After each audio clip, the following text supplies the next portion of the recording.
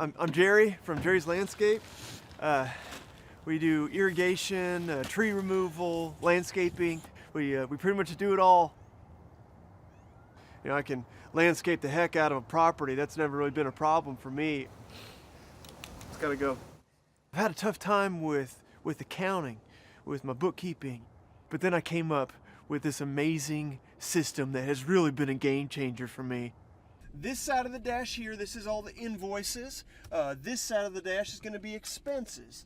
Then I've got any miscellaneous receipts or anything like that that goes in the back seat. Then of course anything tax related, you know, I don't even know what half that stuff is, but anything from ERS, that's gonna go right here on the passenger side floorboard. I've even got a place for customer complaints. right out here. I'm kidding. Actually, it's not really the best to even open the windows at all. Blow everything around. Is it a perfect system? No. I can't use the defrost in my truck, which sucks. You know, having passengers, that doesn't always work out so well. But it's a small price to pay. We're meticulous. Every transaction matters, period. Okay, I mean, the system, that's what I love about it. It's virtually foolproof. Well,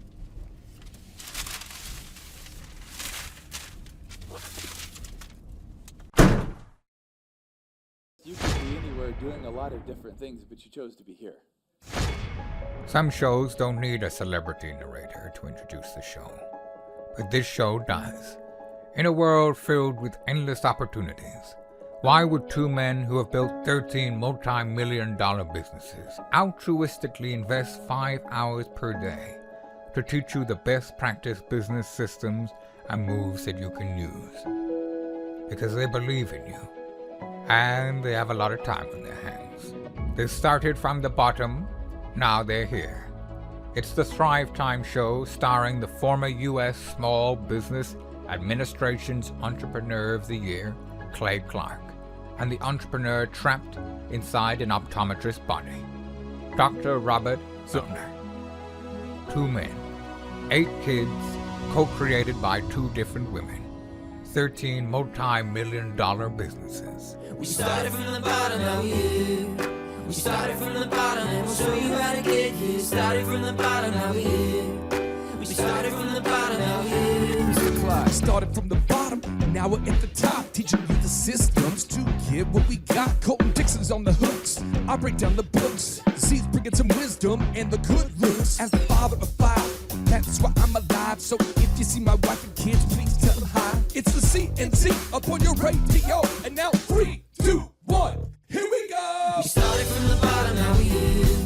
We started from the bottom, and we'll show you how to get here. Started from the bottom, now we're here.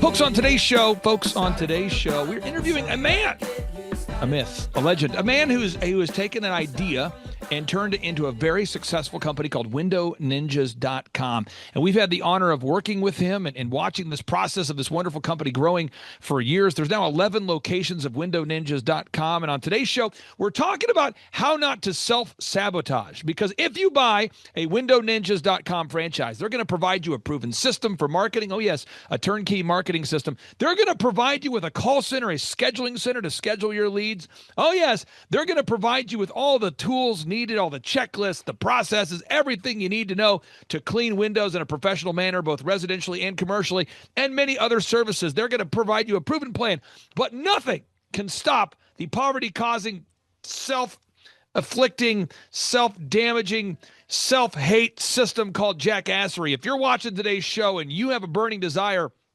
to set yourself on fire, no proven system can help you. And so we're going to talk about avoiding the most common areas of jackassery. And here to talk about it is a man who does not suffer from jackassery, Gabe Salinas. Welcome onto the Thrivetime Show. How are you, sir? I'm great, Clay. Thanks for having me, man. Gabe, I've got a list of 5 recent examples from clients that I have worked with for many years who have told me that the following things have happened in their business.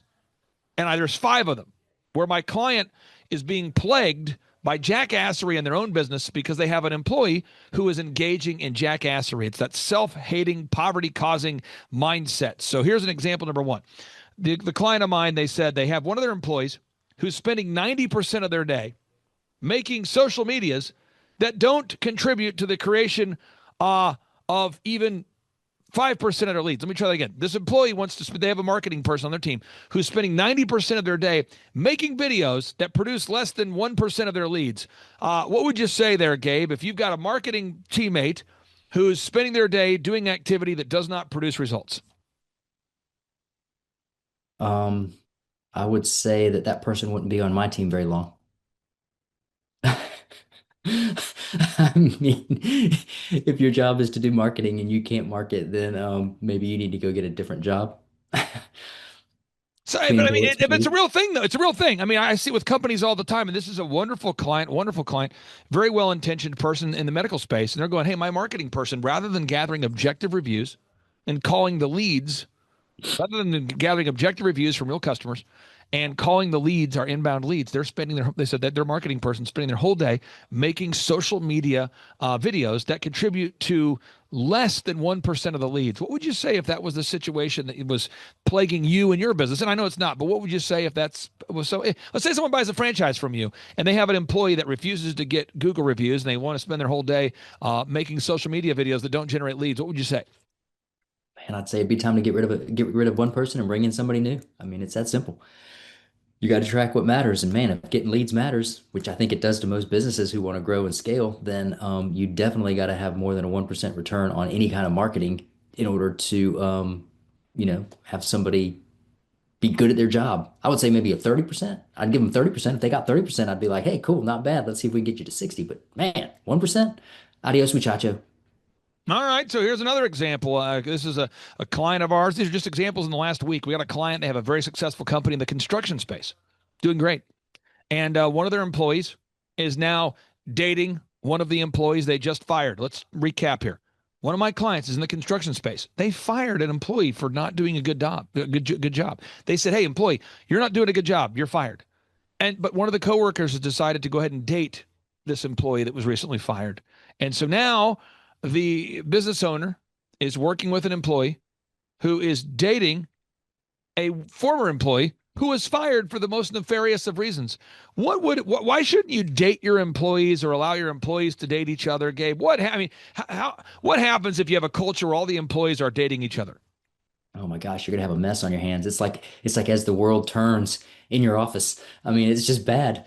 I mean, why do you even want to get into the weeds of that mess? I mean, you go to work to be a professional, you go to work to earn money, you go to work to serve other people, right? You don't go to work to service other people, but you know what I mean, Clay. I mean, you need to keep those boundaries so that it can be professional and everybody can do their job and they can do it well and they can get paid and the company can grow and then the employees can grow as well. So I'm not saying that two people can't find each other at the workplace, but it's very few and far between. So I would definitely try to keep that kind of commingling apart. And yeah, it's just not something that I really highly recommend. Okay, another example. This is a client we've worked with for a long, long time. These are just from this week. Okay, this employee we've worked with for this a client we've worked with for a long time. They're on the East Coast, and they said, "Clay, we need to talk." I said, "What's going on?" They said, "You know, the system, the business, it's growing, it's taking off, it's working." This is a client I've worked with for a long time. I said, "Well, what's the problem?" They go, "I failed to buy insurance." I go, "What do you mean you failed to buy insurance?" They're like, I failed to buy workman's comp. And so a bad thing happened. And now I'm finding myself in a bad situation. Again, somebody could buy a windowninjas.com franchise and follow a proven system, but if they don't buy the required amount of insurance needed, bad things will happen. Gabe, what happens if you're out there and even if you bought a Window Ninjas or any kind of franchise and you go out there and you choose not to buy the required insurance? What happens? Well, there's going to be all kinds of bad things that happen. First of all, God forbid an employee gets hurt, especially if you have if you're supposed to have workers' compensation insurance on them. Um, Gosh, if they get hurt, who's going to pay that bill? Who's going to make the employee whole, right? I don't know if you've been to the hospital lately, but the hospital visits are not cheap. And so not only does the workers' compensation insurance cover your employee, but it also covers you because now you're not liable and on the hook for that employee's full hospitalization bill. And why would you even want to put an employee in a situation like that anyways? He's risking his life to do some dangerous work for you. and you don't even want to give them insurance. I mean, that's kind of shady. That's just bad business practices all around in a multitude of different levels. Okay, another example. I bring this up because, again, if you buy a windowninjas.com franchise, the biggest challenge you have is, frankly, just avoiding self sabotage. Your systems are so well refined and built. If somebody wants to become successful, they can do it. And I'm trying to teach you folks how to keep yourself from self sabotaging. Okay, so this is a longtime client of ours. They said, "Hey, my front desk guy, every time I come into my office, he's watching these Andrew Tate videos. He's watching Andrew Tate videos and Andrew Tate videos about how to manipulate women and take advantage of women." And I go, "In the workplace?" He's like, "Yeah, every time I come in, I come in and he's watching videos where, Andrew Tate's cursing and saying foul mouth things about women." And I'm going, you got to be kidding me. You don't have a culture where your front desk guy is watching Andrew Tate videos during the workday. He's like, "Yeah." And he's just, every time I leave the office, I come back, he's watching these crazy videos. I mean, Gabe, what happens if you have a culture where you have all these great systems, but your employees are, watching Netflix all day or Andrew Tate videos or whatever? What happens if you have a culture where your employees are just consuming and not even like with headphones, but full blast on speaker? They're listening to foul content. What happens to your business model? That kind of thing happens. Man, that's just a it's a it's that's a completely different level of debauchery that I just we don't experience over here at Window Ninjas. I mean, I couldn't imagine that. But if that did happen, I mean, yeah, I could see all kinds of different bad things happening. Your employee morale is going to go down. I mean, the action items that need to be done probably are not going to get done.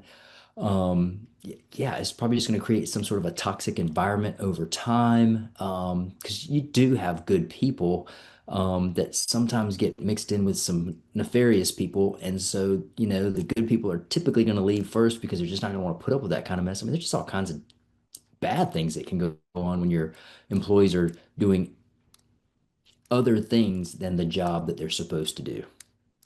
Okay, next thing, gossip.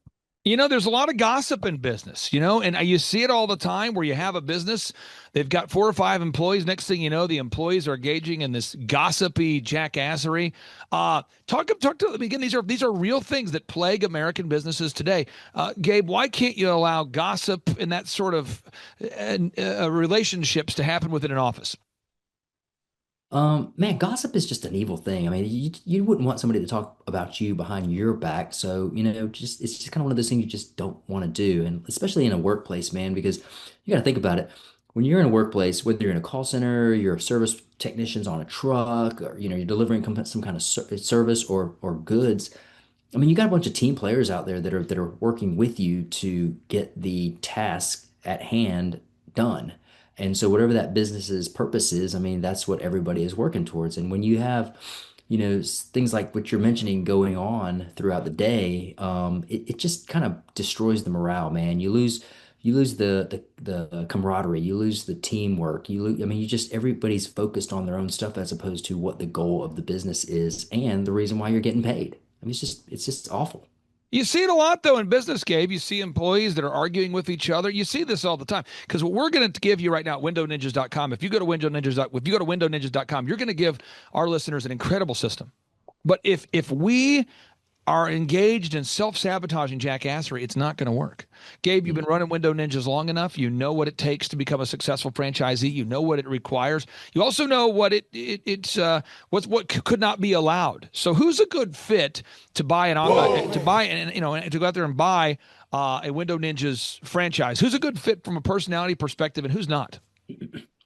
A great fit is somebody who is definitely conscientious of what they want in life. What I find is people that are go-getters. They got good charisma. They're natural leaders. They take good direction. Which is something that you could be a leader, but I've known a lot of leaders, Clay, that just can't even take good direction, and that makes them not so much of a great leader. But um, you know characteristics like that is really what we look for. And when we see and find people that have those kind of characteristics, we know that within our system that they're going to do really, really well. The customers are going to like them. The staff on the call center side is going to like them. The service tech employees are going to like them. Just everybody in general. And we have a good batch of those kind of guys in our system right now. And like I was just talking to my sales leader. he was talking to us about the awards that we got coming up for our next month's NinjaCon annual franchise conference. And it's cool to see how all of our employees in our call center and on our service side have voted for specific people. Even our franchisees have voted for certain people because they have done an amazing job of helping everybody on the team, providing good value, and being somebody that they could be counted on, right? And so those three things really separate them apart from everybody else. And so when you have team members like that, man, it really makes it easier on everybody. The service technicians enjoy talking to them and interacting with them. The other call center employees enjoy talking and interacting with them. The franchisees, all the leadership team, everybody just enjoys being around those types of people. And when you got people that are not so nice or not so friendly or doing some kind of mischievous stuff, man, it just kind of brings morale down, man. It just invites like a toxic environment. What is NinjaCon? You mentioned NinjaCon. Some people out there, what is NinjaCon? What is the NinjaCon event? NinjaCon is our annual franchise conference, and we hold it every January. Right around the end of January, we hold our national conference. It's where all of our franchisees come together. All of our vendors, they come together, and it's a celebration and it's a learning experience as well. We hold awards for people who have the most revenue or they have the most upsells. We even give our technicians. We have our everybody votes on who's the technician of the year. They get a monetary bonus, and we're working on getting them like a vacation package as well. We even have a salesperson of the year for whoever the best call center agent is. And so we take great pride in NinjaCon because it's a fun event, it's an educational event, and as a franchisee, you are invited to come to NinjaCon and learn about the new things that we got going on at Window Ninjas, or get educated on some of the things that went really well over the past year, or celebrate a lot of our great people that have worked really hard throughout the year, being a good technician, or maybe they're just a good call center employee, or even our accounting team. I mean, just everybody gets to be recognized for the great things that they do. Like I said, we learn, we enjoy each other's company, we share information with each other, and we continue to grow because of NinjaCon. Let me pull up one final area I want to focus in on today's show here. WindowNinjas.com. It's a franchise. You've got 11 locations. It's growing every day. Somebody reaches out looking to buy a WindowNinjas.com franchise. How much money does it cost to buy a WindowNinjas.com franchise? That's question one. And then, who would be a good fit? Like, if someone's watching this right now, what does it cost to buy one? And who should look at buying a WindowNinjas.com franchise? Well, the cost is relatively low in the space, Clay. I mean, we're talking about 49,500 for a franchise fee, and then when they're buying their trucks and their equipment and all that, all in, they're looking right around 175 at the high end. I've seen guys get into it as low as like 140. But for that amount of money, you get a proven system, a system that's scalable, a system that generates high income for all of our franchisees. Our profit margins are well above the industry average, and you get to work with a bunch of great people. Our call center agents are awesome. Our leadership team across the board, awesome. Every single person on our system really wants to see each and every one of our employees and franchisees scale and win. And that's the cool thing about what we do over here, is that for less than $200,000, you can become a millionaire within 5 years. You can earn revenue that you have never seen before in your life. You can live the life that you want. You can have time freedom, financial freedom. You can have all of those things. And we talk about that with a lot of people. And it's amazing, Clay. People don't really understand the time freedom that our franchisees really, really enjoy.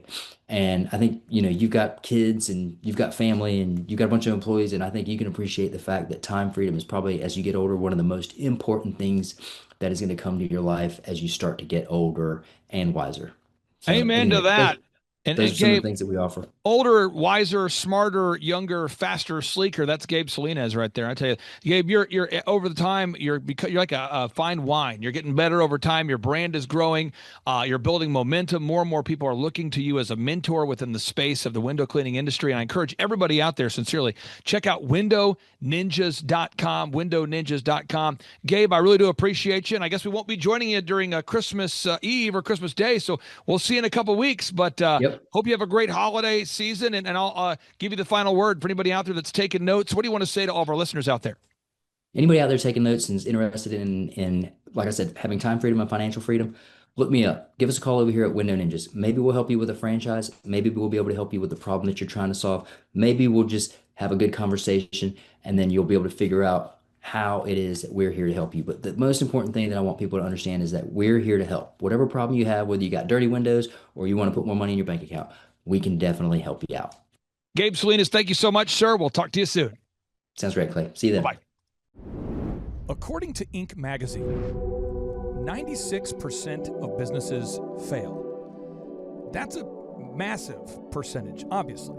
But when you stop and consider that our country now has 327 million citizens who all claim that they want to become successful, it becomes sadly and abundantly clear that most people are wrong when it comes to business. In fact, the Small Business Administration, the U.S. Small Business Administration, reports there are 27.9 million businesses in our country. However, a lot of data would suggest that many people form an LLC and never actually do anything with the business. So let's work off the assumption, though, that in our country, there's 16 million active businesses out there. And of that 16 million, 96% of those businesses are going to fail. That means by default, we all have just a 0.00193% chance of being successful. And it is my hope on today's show that with the help of Dr. Breck Kasbaum, the chiropractor, and Josh Spurl, the Canadian CPA, that we can teach you the proven path and the proven moves that you can use to become successful. However, what do you call somebody who knows the moves that they can use and who has seen proof that the moves work? They've researched our clients and they've seen the success of companies like ShawHomes.com or FullPackageMedia.com or DrBreck.com or Spurl's CPAs. What do you call somebody who now knows what to do and then chooses not to do it? Would you go as far as to call him an idiot? Would you call him a moron?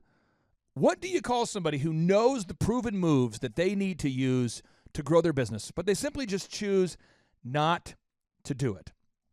I call these people something worse than being an idiot and something worse than being a moron. I call these people the uncoachables.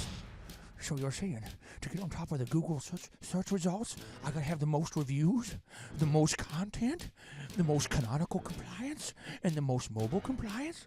Well, I ain't gonna do it. I ain't gonna do what you tell me to do. I don't want to be a copycat.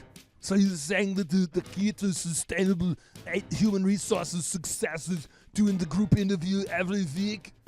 I don't want to do it every week. I want to pump it up. So you're telling me the irrefutable fact that 85% of employees lie on their resumes is according to Inc. magazine? Well, that doesn't change me, because at my heart I believe that people are good, and I will read all resumes. I categorically reject the idea of doing a group interview. To be successful, daytimer, you say I must have. To-do list, I must carry. I choose not to use a day planner or to-do list. The force I shall use. First successful person in the history of galaxy without a day planner. I shall become. Some shows don't need a celebrity narrator to introduce the show, but this show does. 2 men, 8 kids, co-created by 2 different women, 13 multi-million-dollar businesses. Ladies and gentlemen, welcome to the Thrivetime Show. Now, 3, 2, 1, here we go! We started from the bottom, now we're here. We started from the bottom, and we'll show you how to get here. Started from the bottom, now we're here. We started from the bottom, now we're here. We started from the bottom, now we're here. Yes, yes, yes, and yes. Jason, on today's show, I'm excited because we have 29 guests booked. That's huge. 29 guests on one show. Man. Only one of the guests, though, is going to be in the studio in person today. Right. And we have Dr. Breck here in person in the studio. How are you, sir? I'm doing great, Clay. How are you doing? I'm excited to have our one guest in person. And rumor has it you have set a record of sorts. Tell us about the win, because we live here for wins of the week, so much so that I have music always ready to celebrate the wins of the week, because now it is time for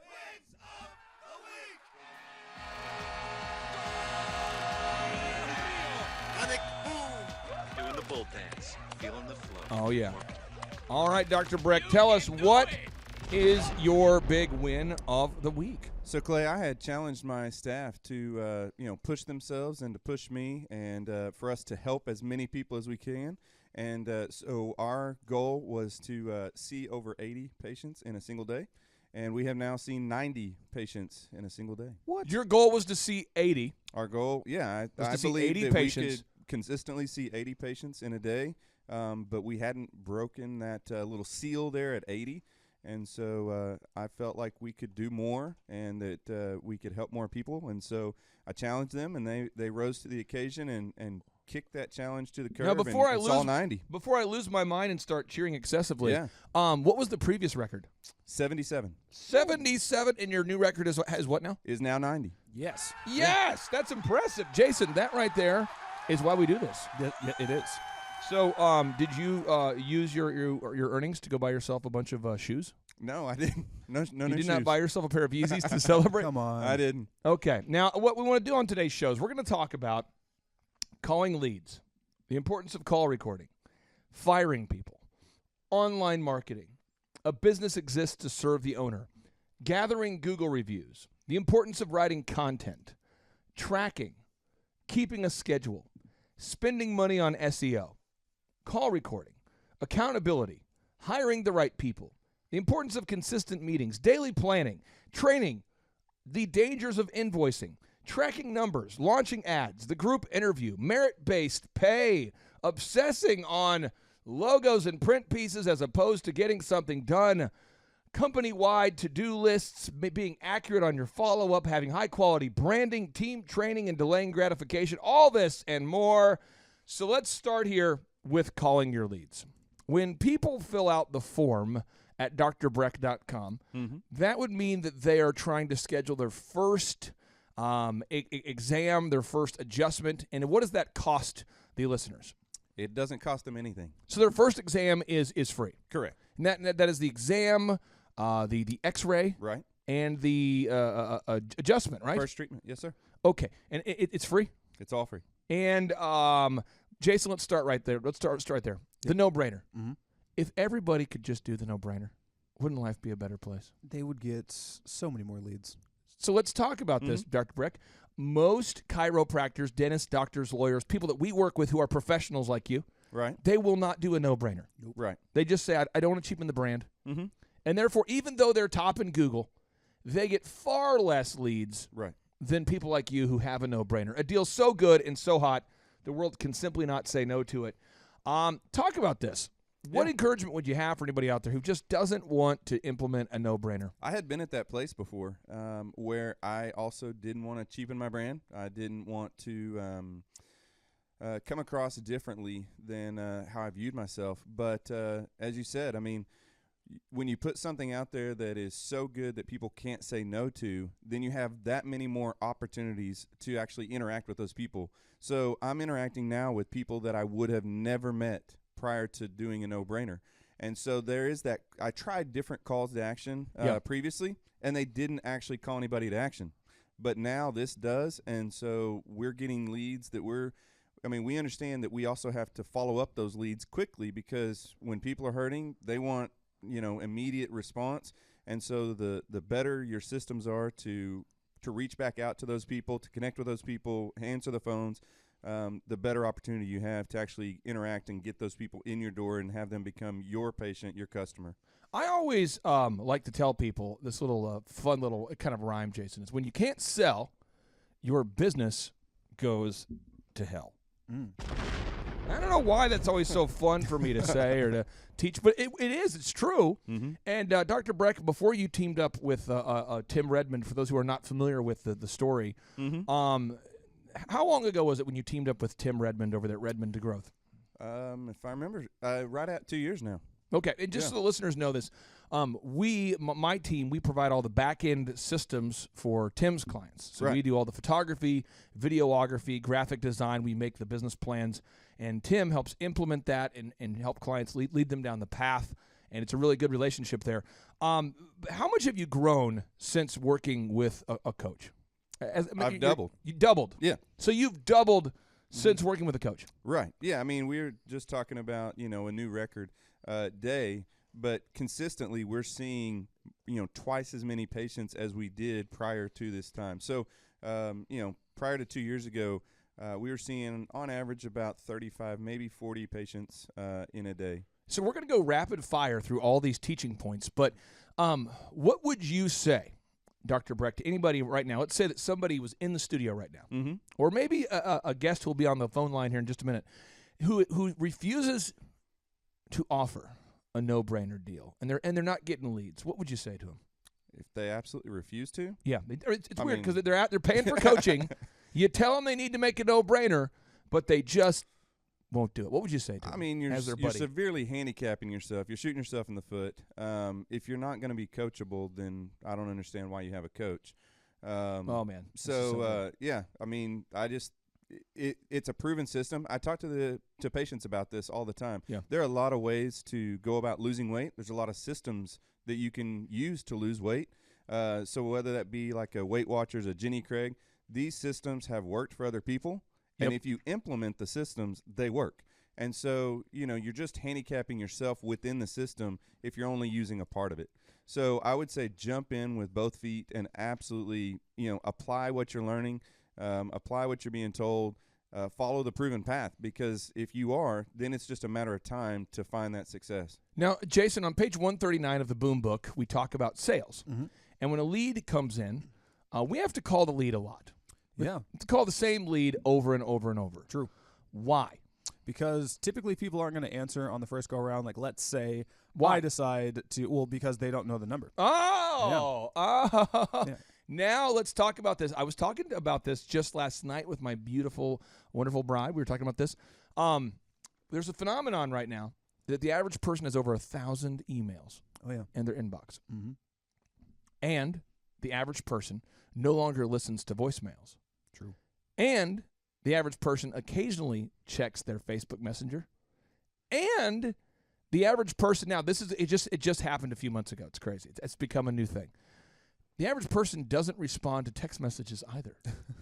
And the average person does not respond to phone calls from numbers they don't know. So how are you supposed to reach the average person? Seriously, we're just talking about this because we have a very dear friend who reached out to us and said, "Hey, let's get together and do ABC 1, 2, 3." And we said, "Let's do it. Let's plan it." And so we're calling the guy and pretty consistently, like once a day. Yeah. And then he calls me back out of the blue and says, "Hey, where have you been?" And I said, "I've been calling you. I've been sending you text messages. I called you, texted you. This is probably 10 times in. I'm not mad or anything." He goes, "Oh man, I don't check the text messages anymore because I'm on these group texts, and I get so many. I just quit checking." So how are we to reach the average person? Right. I mean, that is the question. So, Dr. Breck, what would you say to a listener out there who just refuses to call the same lead until this? Again, if somebody fills out your form, right, what would you say to the average person who does not want to call their lead on a consistent basis? Well, I mean, why would you advertise if you don't want to follow up on it? I mean, why do you put yourself out there to have business or a service or have a product that you're trying to sell if you're not going to Jason, why is this? follow up on that? Because in my honest opinion, well, I would say it's more than an opinion because I've proven it. Yes. I need to write a dissertation on this. It's most of the small business owners nowadays believe that just because, not to say that Breck has done this, but let's use Breck as an example. He's got his form you fill out on the website, the phone number on the website, potentially some sort of social media link that you can reach out to him. Every business owner thinks the customer is going to come directly to them. They do. But what happens is they fill the form out, and now it's on the business owner or their team to call them back, and they're like, That's not how this works. A lead is like a fish. Your Mhm. business is like a boat. Right. You have to get the fish in the boat. The fish typically don't just jump into the boat. Right. Right. And you cannot have a passive mentality. Now, point number 2, call recording. Jason, clarityvoice.com is who we recommend. clarityvoice.com. So good. All of the clients who've implemented call recording, all of them, whenever they start listening to the calls, are they pleasantly surprised at the quality of the calls before, once they start hearing the calls for the first time? Yeah. Or are they shocked at how bad the calls are? It's somewhere right in the middle. Typically, it leans more towards shocked, and they listen to the first call and they go, "Dear God," or I listen to it with them in the meeting and they think, pause halfway through, "Is this what's happening in my office?" Yeah, it is. But now we know. Every day. There was one particular sports facility that I worked with in Tulsa, and we pulled the calls for the first time. Uh-oh. And this is how the calls went. Jason, pretend like I'm calling you, Okay. and you're a lead. Got it. Yeah, is this Jason? It is. Who is this? By the way, this person sounded just like this. Yeah, so I was calling you about our program, and and the customer, again, what would you do? Continue. So so I was calling about the program. Your program, is it like a computer program? What kind of program are we talking about? We do sports, and so what did you want to do? I'm confused as to what this is about. This is what they did every call. And it sounded like this person had been smoking a lot of stuff before making calls. Right. I played the calls for the owner, and that's what was happening. The dude was blazed, just high as a kite. Jason, have you been around a lot of people that are high as a kite? Have you ever seen this phenomenon? More than I'd like to acknowledge. And when you're around somebody who, by the way, people out there, if you're smoking a lot of pot, this is what's happening to your brain. It dramatically slows down your ability to process the law of cause and effect or conclusions, while also numbing you emotionally to your surroundings and numbing you slightly to pain and the adversity of life. So, Breck, I'm sure you've seen somebody who's high as a kite. Absolutely. And when somebody's high as a kite, why can't they process things emotionally the right way? What happens if someone's smoking too much pot or any pot consistently? Well, yeah, I mean, that's how it works. That's what the effect of it is on your brain, is that you are no longer connecting the dots between certain activities and like you said, cause and effect. Right. But then also, there is that numbing aspect that happens, and it's not just the numbing of your body, it's the numbing of your mind. And so, that's a big deal here in Oklahoma right now with our new medicinal marijuana laws. Everybody is going out and numbing not only the body, but also the mind in the process. And what we've found, and this is a sad thing, but it's true, is a lot of these business owners in Oklahoma have people that have medical marijuana cards. Yep. And they are high while working for them. Yep. And they're terrified to fire them. And I'm just telling you, if you don't listen to the calls, you won't know how good or bad your team is. But, Jason, if you're out there assuming your team is on it right now as it relates to the calls and not call recording, would you not agree you're throwing away thousands, potentially millions of dollars? Oh, 100%. Any of the clients that I've had, not to drag anybody into the bus or anything, but like we fixed the problem since, but they didn't realize that they thought that they were not getting leads. They thought that their lead conversion system was broken. They thought that their form was broken. It turns out you have people that either, one, don't call them back, or two, when they do call them, they're not following the script. So the customers are confused and they just decide to go somewhere else. Now, Elon Musk, who could not be here with us on today's show because he has class. Page 168. He says, one lesson I learned at PayPal is to fire people faster. That sounds awful, but if somebody's not working out, it's best to part ways sooner rather than later. It's a mistake to try too hard to make something work that really couldn't work. This is Elon Musk, the founder and he's the guy behind PayPal, the man behind Tesla, the man behind SpaceX. Let's talk about this, Breck, for the listeners out there that just won't fire people that treat customers and patients wrongly. What would you say? What advice would you have for somebody out there that just refuses to fire people? I don't know. I mean, you do. You have to. You just have to get over that fear of wanting to be their friend and actually, lead your company and be the boss. Sometimes that's fun, and sometimes it's not fun. But when you have a passion for what you're doing, you have a mission statement, you are on purpose, then you start to very quickly connect the dots that this person is not on your passion, they're not on your purpose, and they're not in your organization. And so you're able to better remove yourself from the emotional side of that. Yep. And you just put on your big boy pants, big girl pants, and you get it done. And over time, it does get a little bit easier. I know, Clay, that you've had to do this several times. So many times. And that it's not an emotional roadblock for you at all anymore. 3 times this week. 3 times this week. And so, I mean, it's part of the process, and you have to embrace that it is going to happen. And sometimes that person may be a friend, but and they can still be a friend, and you can let them be a friend in another work position. They can be a friend in personal life and no longer somebody you see at the office. Carl, it's not you, it's me. We can still be friends. What happens is, though, in business, is that we all go out there, we start a business, and we're fired up about the idea. Oh, yeah. We're passionate. We care about our patients, our customers. And what happens is that from each person who's not you, as the company scales, each person who's not you is a little less passionate than you are. Sure. So by the time you get to about 50 employees, the guy at the very entry level usually doesn't care at all about the mission or the passion. And it's your job as an owner to make sure that the bozo effect doesn't happen, where A players hire B players and B players hire C players, and pretty soon you have D and F players on your team. Right. So you've got to do is set the standard. And Sam Walton, he couldn't be here, Jason, because he is dead. That is true. There's only one boss, the customer, and he can fire anybody in the company from the chairman on down simply by spending his money somewhere else. So if you don't fire bad people, you will lose. Right. Oh, yeah. Now, Breck, you're having great success now, but tell the listeners out there about the pain of not being successful and how long it took you guys to figure it out, because there's somebody out there who's not going to act today unless they experience pain. Right. They cannot handle your success story is not motivational enough, so they're kind of going, yeah, I'm not motivated by a great story of gain. I need to hear about the pain of not implementing this.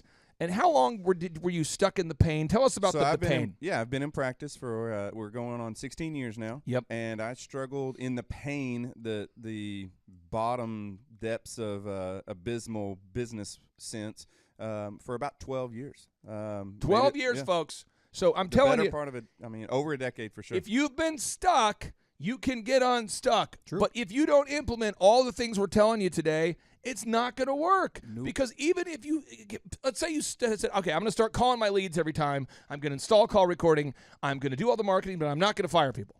That's not going to work. Right. You've got to fire. What would the you like OSU football, Yes. Oklahoma State football? What would the team look like if anyone who tried out got to play?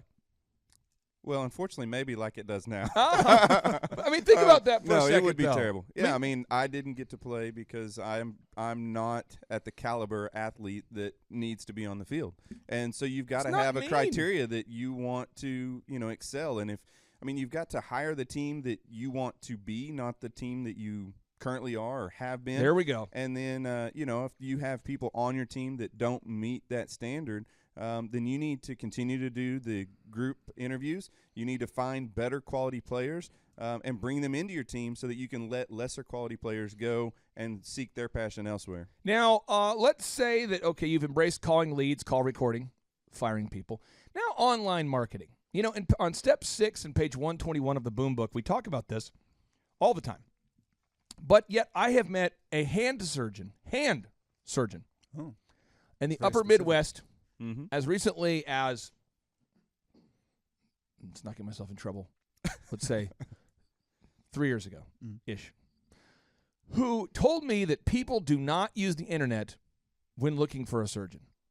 Now, he was referred to me by his friend who is killing it, who's making a ton of money, who's been an active long-time client. And he says, dear friend, you're rolling. How are you rolling? You're doing so great. How are you doing so great? And the friend says, well, I've been using Clay Clark and his coaching system for a long time now. And we kill the game on online marketing, man. And he says, will you kill the game? And he says, yes. And he says, but you're a doctor. Do people actually look online for you? And he says, yes. And he says, that's why you should use them. This is the story. And then the hand surgeon says this. It's crazy. He says, yeah, but all my business comes in word of mouth. To which the other doctor says, I know, because you're not on the You're internet. not doing it. And he says, yeah, but You're all my losing. leads come in from referral. Nothing comes in off the internet. And he's like, I know, because you're not on the internet. Right. I can't imagine You how can that change that. conversation would go. Just be like, God, my hand's feeling weird. Oh, you know what you should do is go to this guy and he'll cut it open with a scalpel. He's the only guy I use to cut my hands open. Think about this for think about this for a second. Think about this for a second. Breck, try to help me understand the mindset. Because No, a I lot totally of doctors get it. say, I don't do online marketing because all of my business currently comes in from word of mouth, which I would say that's why you need to do online marketing. But how can someone not see that conclusion? Well, I mean, referral patients are the best patients. Okay. So you have a patient that's out there talking about your services because they've experienced it firsthand. And when they do, they've already pre-sold their friend, their family member on you and your services, right? Right. So they are the best, just like with your business. I mean, that was the best type of lead is because you had helped his friend. So now he's telling his friend. The one doctor is telling the hand surgeon. Yes. And so, those are the best types of patients. And so, yes, you want to do what you can internally, externally to continue to grow that area of your business. But yet, if you're not playing the game, of course, you're losing every game you don't play. Like I had a coach that said, you miss every shot you don't take. True. And so, he's just doesn't even realize what he doesn't know because he's not in a segment of opportunity. Like if he gets online, then all of a sudden, maybe less than half of his You business used to comes have a from referrals. website that was almost hidden from the internet. If you typed in my name, you couldn't find. So if someone my typed in name. Dr. Breck, they couldn't find your I name. don't think you could find my name because it was so lost in the netherworlds of the internet. And now it seems as though, and I could be wrong, but it seems as though you're getting at least a qualified patient every day. Yes, every day. Every day? Multiple. Multiple. I mean, every this day. is kind of cathartic because I've done everything the wrong way before. Okay. So if you're out there listening I can here, relate. we're gonna take some calls here in a little bit. And Jason, I believe we're actually going to be calling a Canadian who is coachable, Josh Spurl, here at 7. See a Mountie? He might be down with the Mountie conspiracy. I know. I can for sure tell you because he's from up there. He's into Bieber, and he's into Bryan Adams, and he's into the Blue Jays, and he's into Molson Ice and hockey. I can tell you that all those stereotypes are true. I can tell you that. But we'll be calling Josh Spurl, the Canadian CPA, who's very coachable as well here at 7, and then we will take calls from people who maybe are less than coachable according to our call screener. Okay, so here we go. Now, gathering Google reviews, and a business existing to serve the owner. Dr. Breck, if you do not fundamentally believe that the business exists to serve you, what does your life look like as a business owner if you do not believe that the business serves you? What does that look like? This alone was a paradigm shift for me because I did not ever consider the business to exist to serve me prior to getting coaching. And so I hadn't really read that. I hadn't come across that prior to working with Tim Redmond and you guys at Thrive. Yep. And so I had to kind of sit and wrestle with that a little bit. But no, I totally am on board with the idea. I get that now. Because I have goals, I have passions, and I did create the business to feed those goals and passions. And, prior to that, it was just me slaving away trying to help every patient that I could, but at the same time running more and more on empty. If you do not embrace this idea, your life will be hell. And let me give you an example. We have an elected official who's most people, if I mentioned his name, they would go, oh, okay, I know him. If you live in Oklahoma, you'd know his name. Sure. And he has determined that we are the best marketing team in our state. That's his worldview. Mm-hmm. And so he sends me a text, hey, could we meet for dinner? I'd like to discuss about how you could help me during the remaining 2 years of my term to market my reelection, basically. Yeah. And so I said, well, we have a 13-point assessment. I can schedule it, and I gave him times. So it's like, I think 9 a.m. on a Saturday or Tuesday at 3. I have like 5 spots open. Right. And he said, no, I want to meet for dinner. And I said, I appreciate you. And I just don't do dinners anymore. I used to do a lot of that. Because I'm with the kids and the wife now and hanging out. So if we could do during these 5 times. And he says, well, if you want my business, then you're going to have to meet me for dinner. And I said, I guess I just don't want it then. So that happens, though. Yeah. Mm-hmm. And so I'm turning down okay business for great business. Right. Because I just had another elected official who reached out to me, who we went over the boundaries. We went over the times I was available, and he said, "Sure, let's do it then." And that's great. Right. But if you're not careful, you're going to run around having 9 o'clock meetings every night. You're going to be rescheduling every day for the patient that just has to. They can't come in on Monday through Friday. They can't get in 9 to 5. They can't get in. And everybody wants me to work on Saturday. Everybody does. Of course. There's very few people that say you should be closed on Saturday. No one thinks I should be closed. I should live at the office. You could be. Now, as an example, Dr. Zellner is open 7 days a week, right? But he's not there. Right. He has people that are there who work different shifts, and they rotate on the weekends. But, Jason, if somebody does not believe that a business exists to serve them, what's going to happen? They will exist to serve their business, and they will just do that 24/7. They will become the hardest working employee in their business, and they will never have time for any of, like Breck said, the goals that they originally started the business to accomplish. And then they can't sell the business because if someone wanted to buy the business and they discover that you have to work 100 hours a week to make it happen, you're not sellable. I'm serious. This is it's a doom built loop. on your own personality. I mean, for me, in a service that I'm in chiropractic, I mean, I can have a practice that's staff-driven, which is something that we're working towards, or it can be totally personality-driven, where I am the commodity that people are really purchasing rather than the service itself. And so that has to be something that people that are in a service definitely have to consider. Now, we talk about this a lot on the show. We talk about the importance of gathering objective reviews, okay? So if you're a podcast, you'd want to get reviews on iTunes and Stitcher and Google, and or if you're a chiropractor, I would argue that Google's very, very important to get Google reviews. True. Dr. Breck, there's got to be somebody out there saying to themselves, yeah, but I'm a doctor, and reviews don't necessarily impact me. And I know there's somebody out there because we have a listener who listens to almost every show who came up to me at the conference and was very nice about it. But they said, hey, I want you to know, in my industry, reviews don't really work.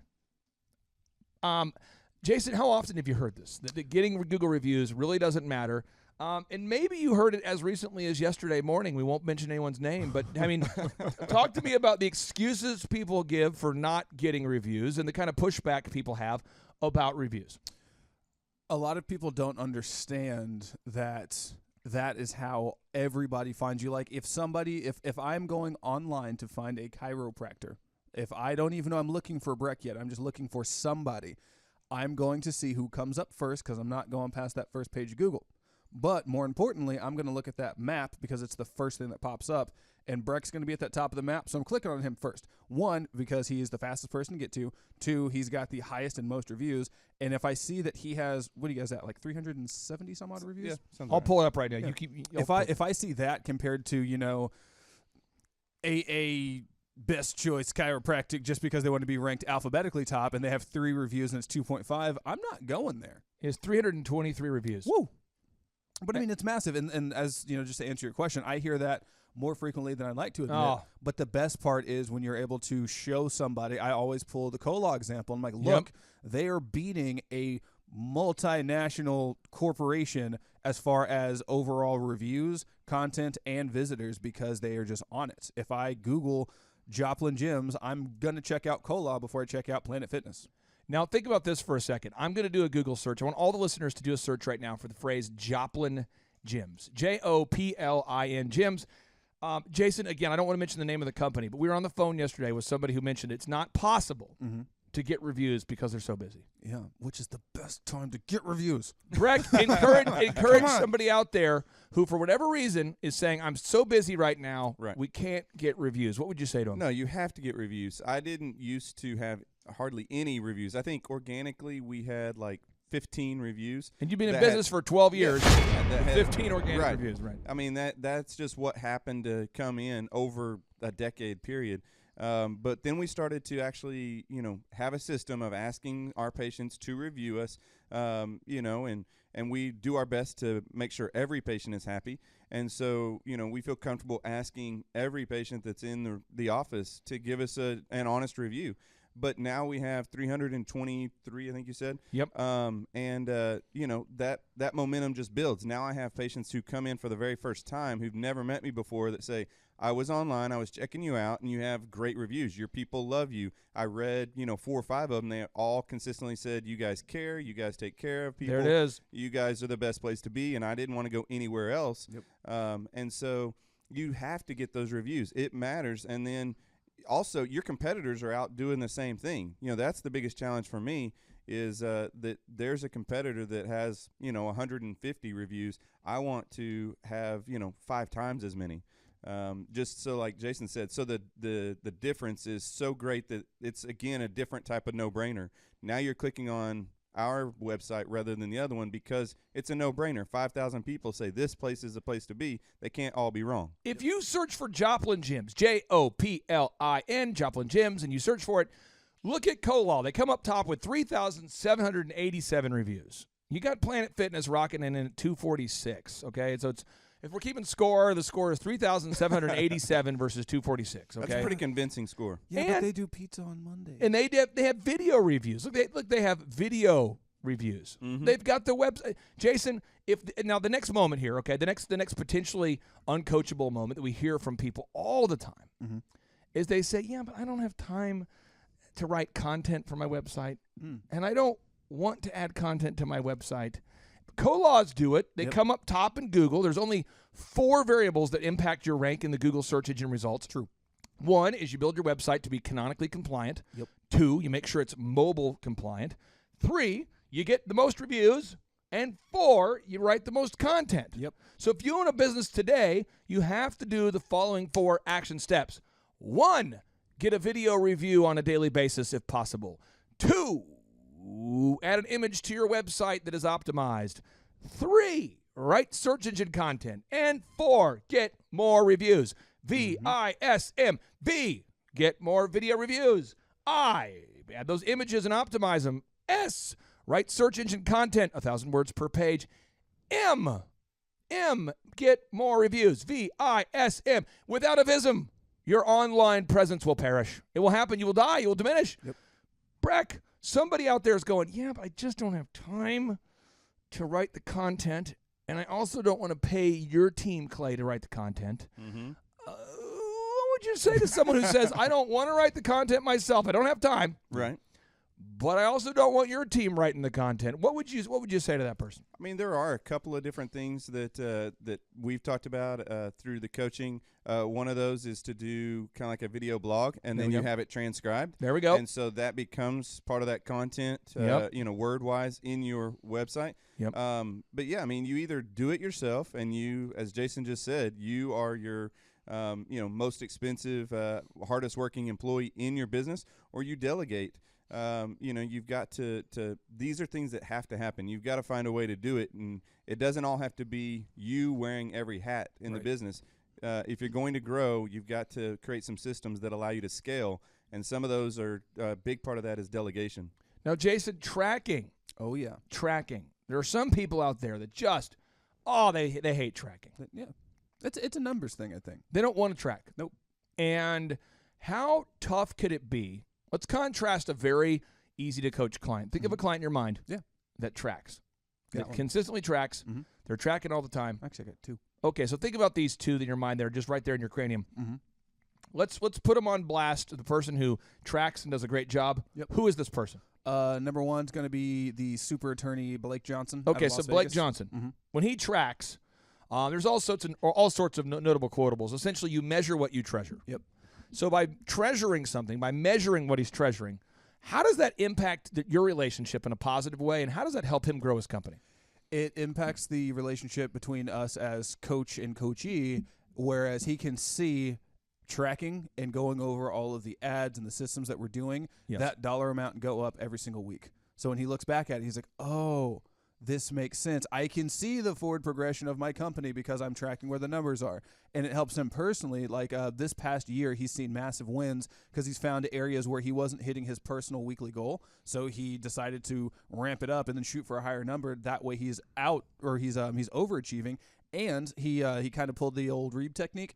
and started doing like a monthly subscription. And now that he's tracking that, he's seeing, oh, I have all this extra money coming in, and I didn't even think about that before. Breck, there's somebody out there who is in the doom loop where you used to be. Right. And for whatever reason, they don't want to track. I don't get it. I need your help here. Yeah, I've read some things recently that kind of spoke to this. There's a great book, see, I'm trying to think of the title. It just escaped me. The Bible? No, that's a great book. Okay, also. that's always my backup book suggestion. Yeah, it's 4 Disciplines of Execution. 4 Disciplines of Execution. And part of that talks about the need for a scoreboard. I mean, if you ever watch sports, without a scoreboard, sports are far less entertaining. They're far less interesting. Which is my fundamental beef with cheerleading. We have no idea. Yeah, it's totally subjective. What the score is. As a former cheerleader, you never know. Some people will say, "Man, that your kids are killing it today." Yeah. Some people I have no idea. I appreciate that. Sometimes I think my kids are doing great, and they're like, "No, they're losing." Right. What do you mean they're losing? Yeah, we just lost. I mean, you talk again. But you got to have a scoreboard. And so for me, one of the things that we're working on implementing is different games that the employees can win. And so you make it fun, you make it challenging, and you also have a reward that they're shooting for. Right now we're in the college playoffs, and these guys are playing to get the gold ball. They're playing to get the trophy, and people play harder. People are naturally competitive when there's something to win. And so, we create weekly games, and then we create, monthly games. We create quarterly games, and then we have an annual game. And then, we can reset those games, and we keep the score. And so we know what we have to do each week in order to meet our monthly goals, and then we have what we're going to do each month to meet our quarterly, and the quarterly for the year. And that's how you keep the engine running forward. And the average person who is not a successful entrepreneur, because remember in our country, in America right now, we have 327 million Americans. We only have 16 million of which who have an active LLC, an active business. And according to Inc. magazine, 96% of businesses fail. So that means there's 0.00193 percentage chance that you will be a successful entrepreneur. That's 0.00193. So when I'm in a room of 1,000 people, there's usually one of you who's going, "That's right, you better track." Meanwhile, the whole audience, you say, "Folks, how many of you out there want to track?" And you're like, "Hey, guys, hey, how many of you?" And there's one guy in the back going, "That's right, we got to track," because most people are passionately going the wrong direction. Yep, right. Gino Wickman, in his book Traction, says, "Use it! Exclamation point. You must review your scorecard every week to ensure that you're on track for your vision." The real magic of using a scorecard is not limited to managing it on a weekly basis. You will see 13 weeks, 3 months at a glance, which enables you to see patterns and trends. Do some tracking. Everyone's got to track. This next thing, and these are all things that you would only do if you're, again, this is how the world's going to label you. If you start doing these things, this is what your extended family is going to say about you. This is what the employees are going to say about you. They're going to say, "You're so anal. You're so type A. Yeah. You're such a jerk." Yep. I mean, you mean you want us to be accountable to a set quota of reviews per day? Who do you think you are? You want us to write content on a daily basis, and you're going to fire us if we don't do it? You mean that the business exists to serve you and not me? You mean that you're going to hold us accountable to having a website that's not terrible? You mean we have to follow a call script because you're listening to our calls? You mean that we have to call our leads over and over and over? Mm-hmm. The only person that would do these kind of things is a successful person. Yep. Now, keeping a schedule. Dr. Breck, there's somebody out there that for whatever reason, part of their demon mind, it's part of their, it's like a satanic wealth repelling thing called Jackassery. Yeah. Makes them not want to start their meetings on time. Right. And I am a recovering jackass. I'm sure Yep, everybody me out there, so we've gone through this. Mm-hmm. Talk to me about what happens in a company when the owner starts everything late and doesn't value the time of everybody else. What happens? Well, it absolutely sets the tone for so many things. And I think, it's starts well before that late meeting. The schedule needs to be consistent. The schedule needs to be pre-thought out, pre-planned, and, like you've talked about, you need to start every day with at least an hour before you're talking and communicating, interacting with another human.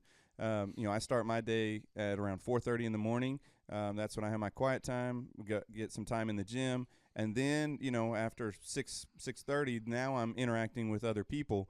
But I've been doing that consistently for years now. And so initially it was tough. I'm naturally a night owl. I'm not a morning person. So I had to coach myself into being a morning person. But those are some of the best hours of the day.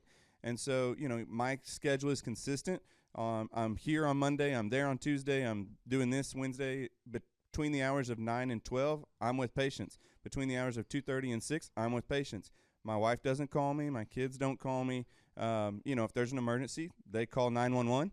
I'll hear about it in a little while because I can't do anything about it during those times. My attention is 100% focused on the patient that's in front of me. And then, my staff is taking care of everything outside of my room, in the office. And then, the rest of the world is operating somewhere outside of my office. And so I can't be everyone's savior, and I can't solve every problem. And so I don't even attempt to. But, you've got to protect your schedule, and you've got to – well, first you have to have a schedule, and then you have to protect the schedule. And you have to be able to say no to certain things so that you can say yes to better things. And that starts with, starting your day on time, starting your meeting on time, having the agenda for the meeting, having a plan set of things that you need to talk about. Mm-hmm. And then you're going to end the meeting on time. And you've got action steps ready to happen and roll out when you leave the meeting, not having meetings upon meetings to have another meeting and a committee to form another meeting. Those are things that just, it's terrible, and it weighs your company down, and nobody wants to come to the meeting because it's pointless. You need to have a meeting that has energy, that has a point, and gets something accomplished. This is so important for somebody out there. If you were to open up your Bible to John 10:10, and if you don't believe in the Bible, it's fine. I just want to make sure you get this idea because I want you to understand how passionate I am about this. The Bible teaches us these universal truths that if you don't believe in the Bible, it's fine. But these particular verses, I think, will resonate with you. There's a John 10:10 is the Bible verse, and it says, "The thief has come to steal and kill and destroy. I have come that they may have life and have it to the full." What that means, again, the thief comes only to steal and destroy. I have come that they may have life and have it to the full. Is that I really do believe that it is a satanic idea to be perpetually late. Yes. I do believe it is a satanic idea. And you might say, that's harsh. Well, if Satan in the Bible, if John describes it and he says, the thief comes to kill and destroy, you will destroy your business, and you will kill your business, and you will be robbing your own family of potential financial success if you're always late. Right. So it could not be a Christian idea, a Christ-like idea to constantly be late. Well, and part of the idea of being a Christian is daily dying to oneself. And I believe that being late, and especially perpetually late, is just a very selfish action, very self-centered, because you're not taking into account the other people that are now waiting on you. See, and I'll think about this for a second. We talked about call recording. There's nothing dishonest about telling your team, Jason, you're listening to the calls, and that you're going to use those for training purposes. American Express does it. Go to Walmart. See how many cameras are up there. Do you see Lowe's now has cameras everywhere on every aisle? That's true. There's Even nothing at the checkout, everybody's doing it. There's nothing wrong about it. Right. It allows you to see what's going on. Right. Right? Because otherwise, nobody's going to tell you until it's too late. Right. I was at Lowe's yesterday. No, I wasn't. I did go to Lowe's, but I was at Walmart, the one that's east of the county line on 71st. Yep. It's a new Walmart, and there's cameras up. And I was messing around with my daughter, but it was with Aubrey and Havana. And there's your face is on a huge screen now in there. Have you seen that? Yeah. So I'm like, guys, I think we're being watched. But there's like a camera where you obviously know, and the lady works at Walmart, the lady who kind of mans the self-checkout area to make sure you can get help if you need to. Right. She doesn't know that I'm messing with her, but I'm like, I feel like they're watching us. And I'm looking right into the camera, and I can see my face on the big screen. I'm like, guys, I think that's me. Oh, no. What about all the things I've been saying? And so it was just really funny. And I was like, and I was swiping my credit card. I'm like, I don't want them to see my credit card number. So I'm like, swiping. Anyway, I'm playing this game, and this lady's just laughing because she thinks for the longest time that I am actually just now discovering that these cameras are up. But your employees will try to flip it on you and make you feel like a bad person. Yeah. Right. Why are you micromanaging me? Do you not trust that I can't follow the script? I do trust that you cannot follow the script. No, You're but right. think about this. Think about this. That is like a perversion of truth. Right. Somehow you feel bad when you record the calls on your team. You're right. Somebody out there needs to hear this. Yeah, you should not feel bad for holding people accountable to do what they're supposed to do. Somebody out there, Jason, feels bad right now. Yep. That they're holding their team accountable to doing a set number of Google reviews per day. Yeah. Well, they just think I'm being too tyrannical, and it's the whole relationship dynamics. They're not my friends anymore when I treat them that way. Right. I've never known anyone who's doing the right thing to be bothered by accountability. Now look at this. John 8:44 reads, "You belong to your father, the devil, and you want to carry out your father's desires. He was a murderer from the beginning, not holding to the truth, for there is no truth in him. When he lies, he speaks his native language, for he is a liar and the father of lies." How perverted and crazy is it that we have great clients that used to feel bad about making their team track their numbers? Man, my team used to make me feel bad about that. Back in the day, when I was running DJConnection.com, I would be on the guys about tracking, and they would get mad. And then they would go, "What is your deal? What is your deal? Why do you have to make us track? What, you've never forgot to track before?" They'd always do that. Or if I wrote them up for being late, "Oh, so you've never been late before?" Right. There's always that holier than thou thing. Now I don't have that problem at all because I won't get into that discussion. But man, I'm telling you what, you've got to, if you're out there feeling bad about holding your team accountable, we've got to work through that. Now, the next thing a lot of people fight us about is hiring the right people, which would imply that some people are the wrong people. Right. Thus, we have to do a group interview every week. Now, the group interview is a game changer. Yep. And Jason, by default, what percentage of people have you talked to, whether it be at the conference or over the phone or in a coaching relationship, that have given you some sort of pushback about doing the group interview, whether it be the ethics, the practicality, the Darwin? I've heard this one. It's like Darwinism. It's unbelievable. I mean, could you please explain what percentage of people push back on the group interview? Well, every coaching client that I've ever worked with initially has pushed back on it. Yeah. And as far as the whole Darwinian thing goes, I mean, survival of the fittest. It exists for a reason. The strong survive, and so that's the same. You need to look at your business the same way. Like, why would you want to have the smallest specimen possible when you could have an Arnold Schwarzenegger on your team? I hear people say all the time. They'll say, "Well, my brother, he's very vital to our team." And I'm like, "That's fine. Stop talking like that." Well, no, say, "No, my brother, he's very vital to the team." So what does he bring to the team? And he'll go, he calls all the leads, and he's a very effective manager. And I'm like, well, maybe that was true a decade ago, but he's not at the meeting today. Nope. Or any meeting. He's chronically late. Yeah, well, my sister, though, she's helping him right now. The two of them are working together to try to get more functional in 2020. And you're like, stop. No. Get them out of here. Fire the incompetent people. Hire competent people. Dr. Breck, what would you say for somebody out there that's pushing back about doing the group interview? You just have to do it. I initially pushed back, and you probably would argue against this, Clay, but I would say even if you're not willing to do it once a week, do it every other week. Do it once a month. Start I agree. somewhere. Start somewhere. Yeah, I mean, you're going to have a much better team that you're working with if you at least start somewhere and you start to when you have a person who needs to be fired, you're able to do it. You're not being held hostage any longer.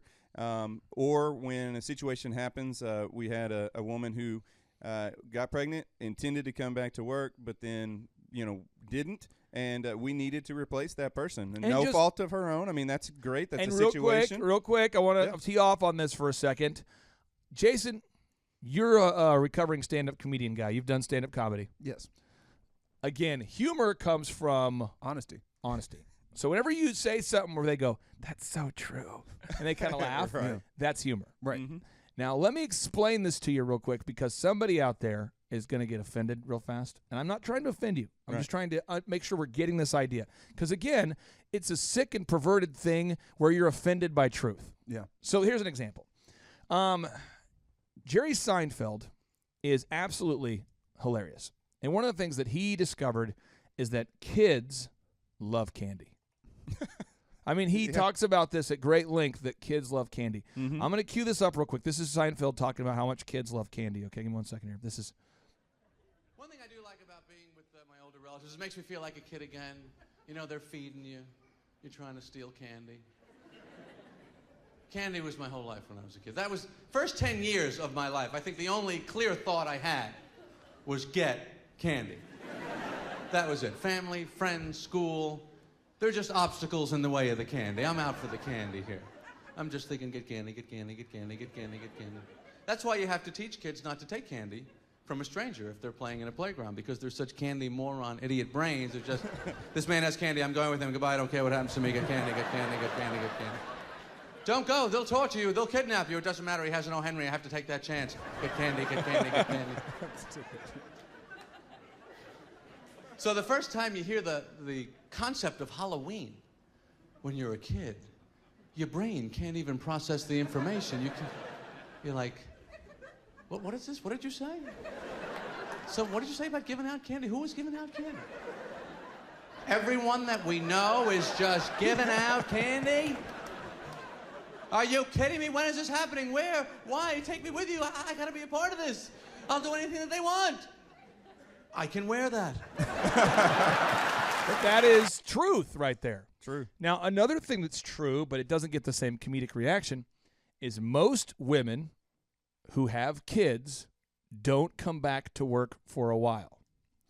Now, think about this for a second. You're saying, why are you talking about this? Okay, we talk about the gender income gap. Think about this. If you played in the professional football, right? Let's say you're Tom Brady, mm-hmm. and you're really good at football, and you're 26, and you go, here's the deal. Coach Jason, I've got to leave on male maternity leave because I live in a socialistic economy, and I would like for you to pay me full wages this year. I'm going to be gone for a year. And, but, you know, don't replace me. Don't get another quarterback. I'll be back. Why couldn't you do that? Why could you not just not fill the position of quarterback during the year that Tom Brady's gone? Well, because we actually need somebody to hike and throw the ball. I mean, football's all about forward progress. You're not going to get that without your quarterback. So you think about this, though, for a second, okay? So there are a lot of women, great women I know, who have decided to leave the workplace for 2 to 5 years to have kids. Right. Does the world change when you're gone? I mean, does technology update, do things? Yes. So if you're gone for 5 years, sure, is it possible that you might have to work for less money than another woman who didn't leave for 5 years? Yeah, I mean, we're talking, that's like 10 iPhones right there. So we talk about the gender gap on income. I want to just deal with this for a second. Mm-hmm. People that leave the workplace every 3 years for 1 year deserve to be paid less than the person who doesn't miss work for 1 year every 3 years. So you see a lot of career women who don't have kids, and they make a lot more than women who do leave with the kids. Right. And I see this all the time in my businesses. People will say, I'm going to leave to have a child, and I'm going to come back. And, Jason, you worked with me at Elephant in the Room. It's true. And we've had some women who have come back. Yeah, but what percentage of the people that say they're going to leave and then come back after having a kid actually come back? I mean, the batting average of the people who come back are not high. In my, almost 3 years of being there, we've had... What percentage do you think actually come back? Half? Is it less than half? We had 2 out of 5 actually come back. So, Breck, I mean, you've seen that. Right. So if you didn't do the group interview and you accepted what someone said to you, if they said, I will come back. Right. And you trusted that statement, where would you be? Well, I mean, like you said, I mean, as a quarterback, you have a job that still needs to get done. And so you have to have someone else to fulfill that role. And it could be for any number of reasons. I mean, you know, we've had spouses of employees that got another job offer in another state.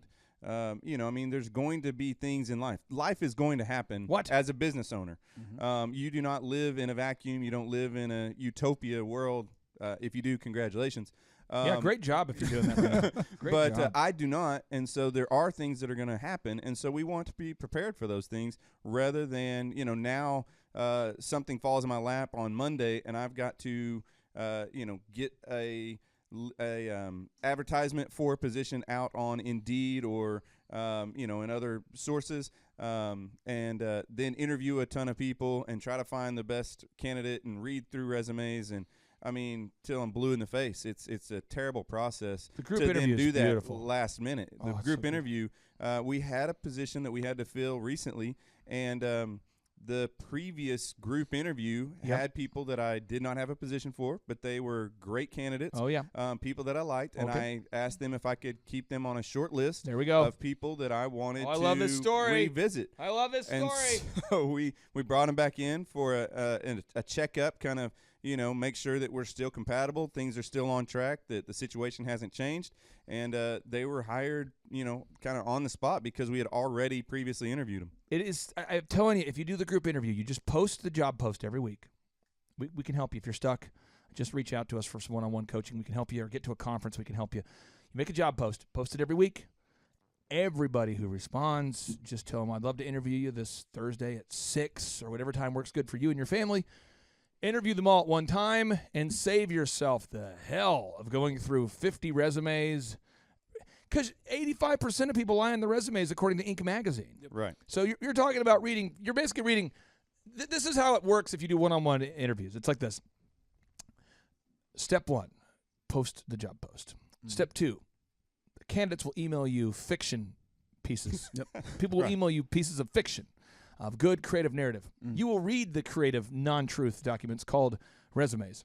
Then, based upon your ability to read fiction, you will then interview people who will say insincere statements to you for the same reason they wrote insincere statements to get the interview. Sure. My biggest weakness is I care too much. And then eventually you're going to get worn out after interviewing 40 people one-on-one, and you're eventually just going to hire somebody out of desperation. Right. And then just your to have team the process be over. is going to suck. But with a group interview, you have options, choices. Absolutely. And the person with the most options wins. Now, Jason, we're going to call now Josh Spurl, the Canadian longtime client and accountant who's based in Edmonton, Canada there. And you always worry when you call people on a live show or a show that's being recorded that they're not going to pick up. And usually after 2 rings, there's little hope for a pickup.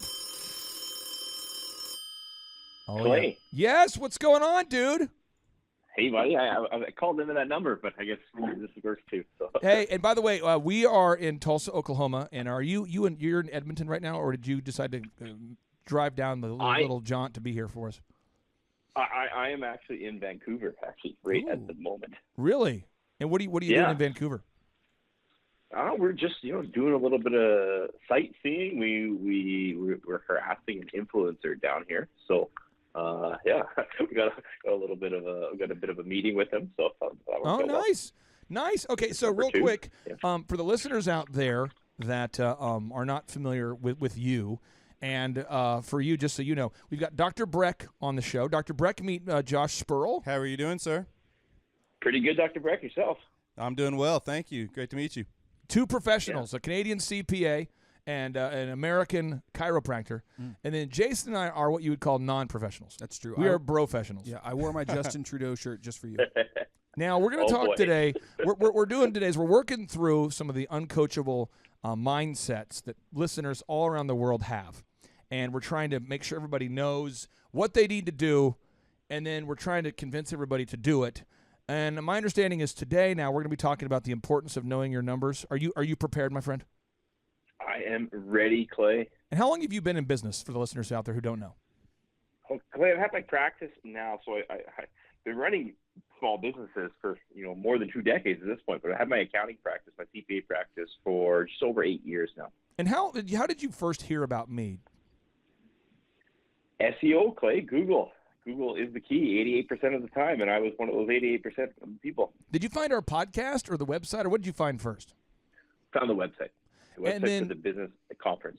And then you came to the conference, and That's right. And you flew from Edmonton to Minneapolis, and your flight got canceled, if I'm correct, right? That's right. Yep. And then you drove from Minneapolis to Tulsa all night to attend the conference. Wow. That's showed up looking like the homeless person, and you guys still let me in. I didn't have my luggage or anything. And what was it worth it? It was worth it. Yeah. So I think it's one of the best conferences that I've been to. And talk to me about your growth in the last 18 months or so since we've started working with you. I mean, we're in terms of revenue wise, we're up over 30%. That's for sure. So which is a big statement coming from Edmonton, Alberta, Canada, because the economic situation there is fairly tough. So 30% growth in Edmonton is unheard of these days. Explain to the listeners out there how tough your economy is, because you almost deserve a merit badge and an award and then a buffet of cookies because you've survived the disastrous socialist economy up there. Explain what the economic climate is like up there in Edmonton. The best way to explain it would be maybe if the people of Texas would understand, is if all of a sudden your government decided that you weren't going to build any pipelines to ship oil, even though Texas is completely dependent on oil. Alberta is pretty much the same sort of economy, and our government has decided that we don't need pipelines anymore. So, talk to me. Who made that decision? Mr. Trudeau, the T-shirt that Jason Beasley is wearing is he's now burning it. That's true. Now, again, would you describe your economy now as is it known as socialism? Is that what they're calling it? Are they officially calling it socialism up there? I don't know if they officially call it socialism, but I would certainly classify it as socialism for sure. So, and has it turned out to be a good thing? Would you like socialism? No, I think pretty much the majority of Western Canada. It feels very alienated with the socialistic practices that have been enforced on us from Eastern Canada. So how could you see socialism deteriorating your economy? I mean, what are practical examples where you go, man, socialism is really getting us? I think it would be, when we look at the choices that are made, from the left at some point, or just completely disregard the importance of industry and the importance of business overall. And we've seen an extraordinary amount of businesses actually just, leave. They actually just closed up shop and moved jurisdictions. So, people forget that, what happens when you go after businesses, they'll simply stop working, or they'll engage in tax planning, or they will just simply leave to another jurisdiction. And we've seen, a great exodus of businesses in Western Canada. Okay, so you have fought the good fight. You're up there listening to Bryan Adams while listening to your, it's like a Bryan Adams, Justin Bieber mix while sipping on Molson, fighting the good fight. Are the Mounties helping you to be successful? How much of your success would you credit to the Mounties? I'm going to credit, maybe like 0.0001% to the Mounties. Okay, so now let's talk about the importance of knowing your numbers, my friend. Josh, we have a lot of listeners who, for whatever reason, don't like tracking their numbers.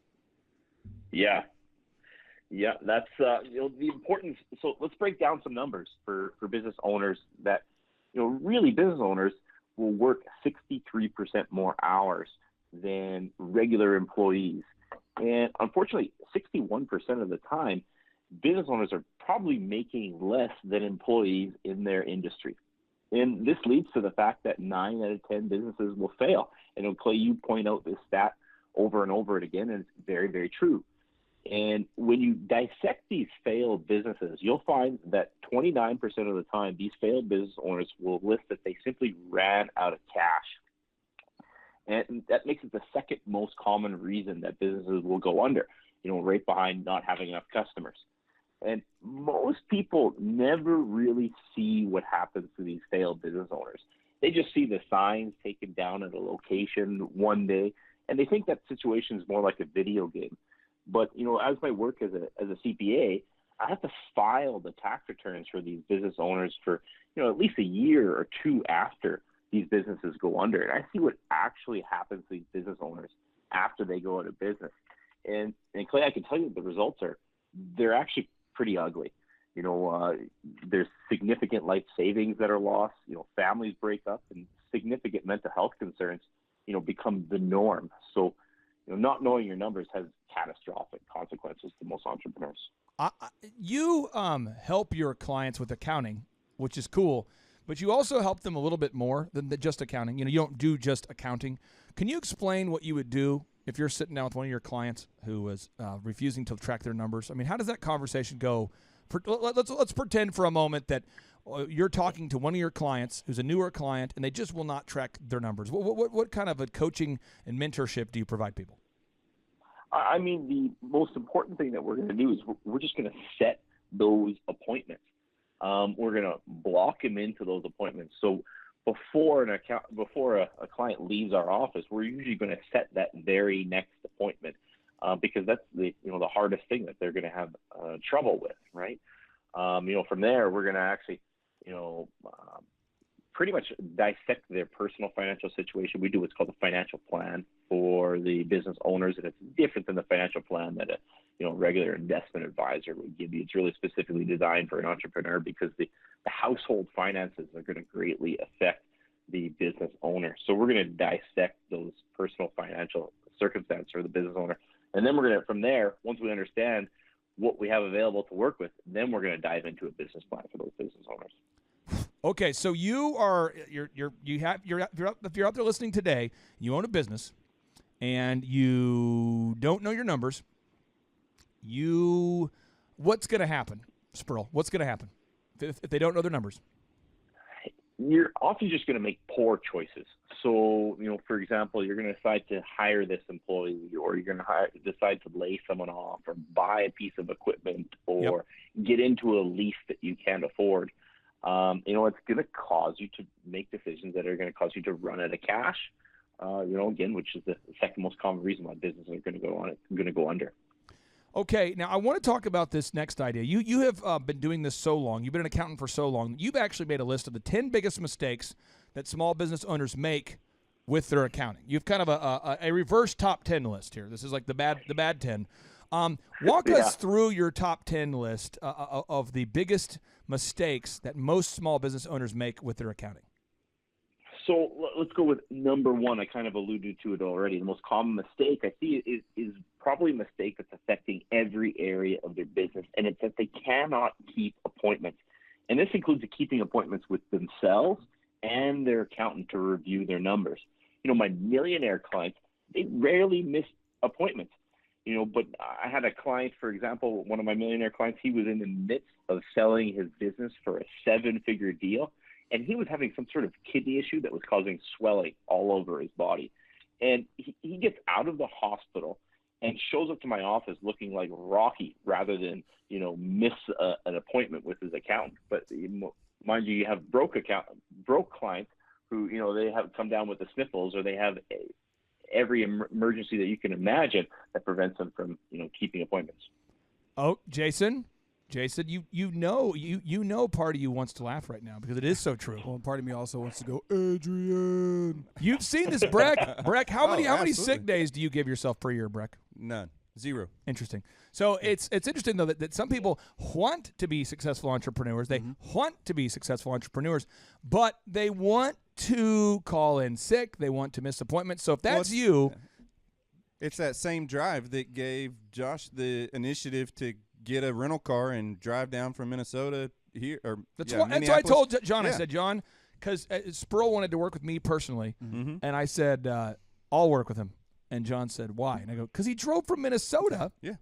And John's like, 100% I agree with you, man. He found a way. He made it happen. I mean, some people come up with solutions. Some people just complain. We have a small city called Bixby, which is located 15 minutes away, Sperl, from our conference center in Jinx. Yep. Totally true story. About 4 months ago, so 2 conferences ago, we had a guy who showed up about 45 minutes late to session 1.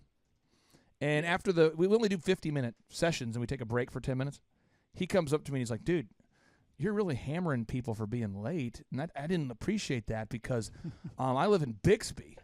And I got a little bit lost, and it was like, and because the first session we talk about the uncoachable mindsets, and we talk about the importance of honoring your commitments and being on time.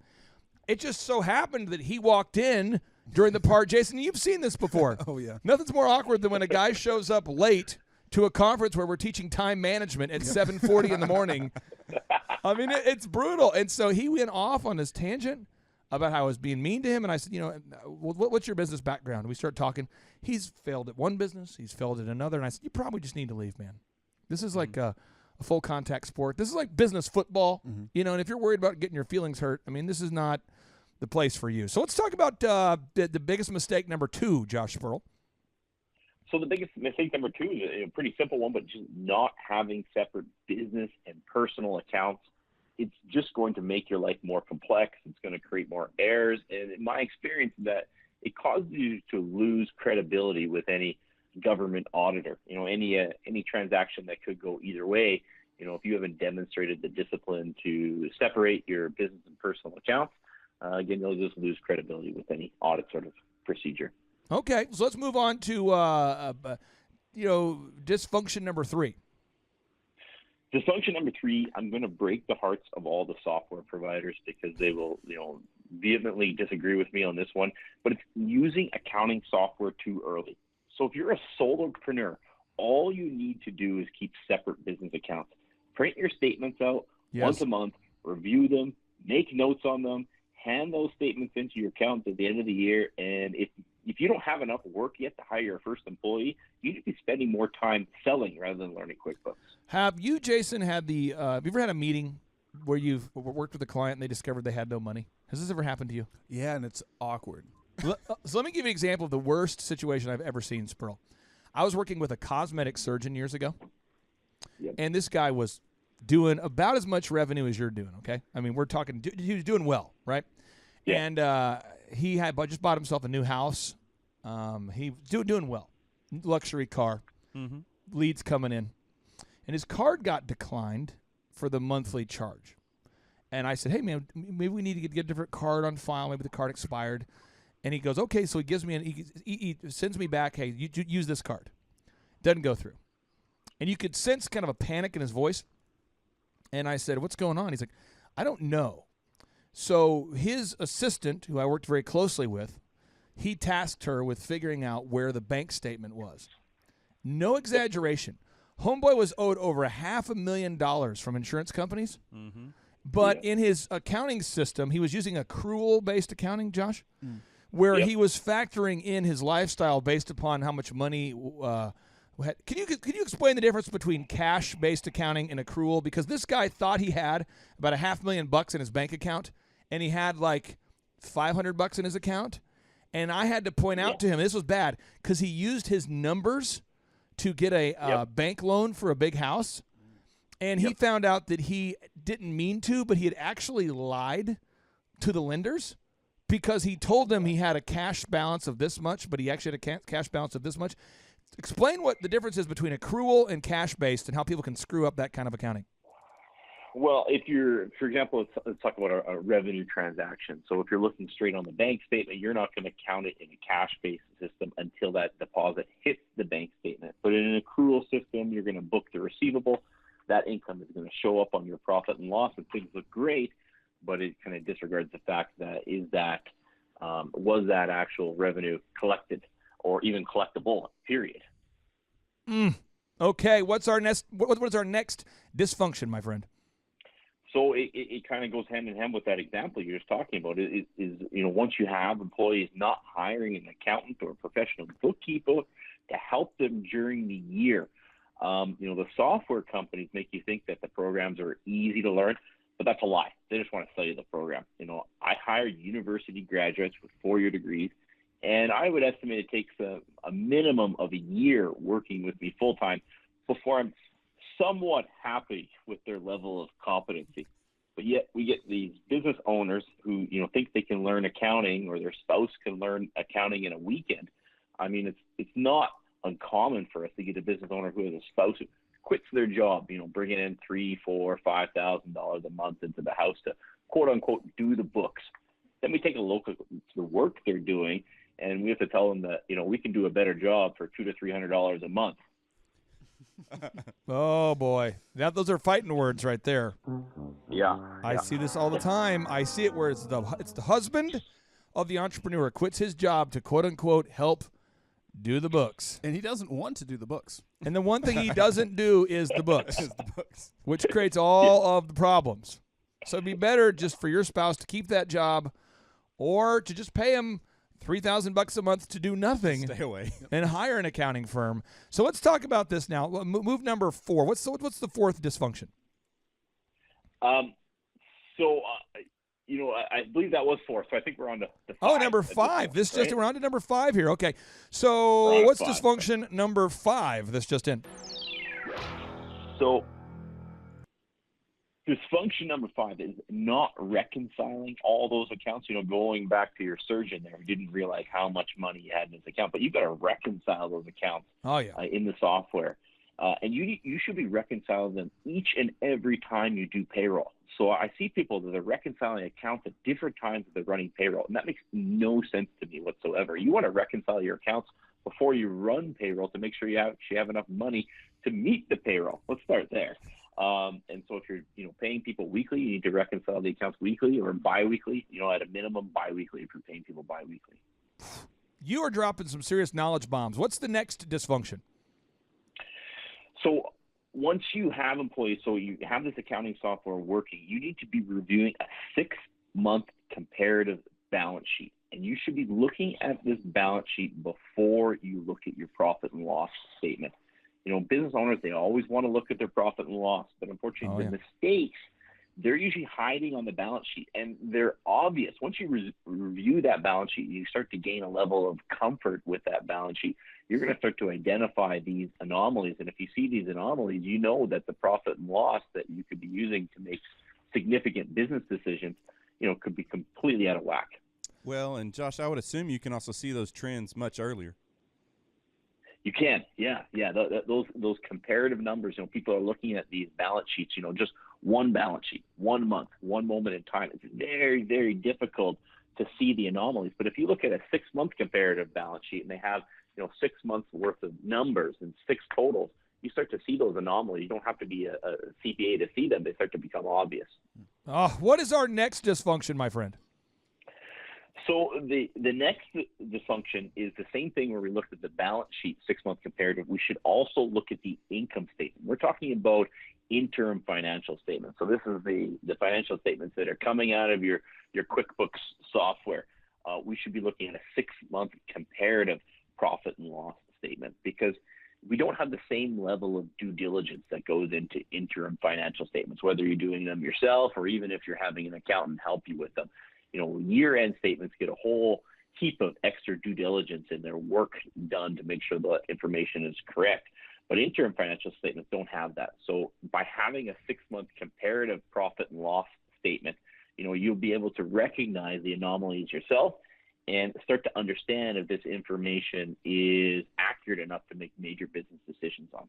Okay. So now, if I'm listening here, and I don't like this, I'm saying I don't like it. I mean, this is all. I mean, we're talking about accounting, and I'm going, I'm like, come on, really? I mean, I'm talking about business here, because I think a lot of people view business as just offense. They go, let's talk about vision.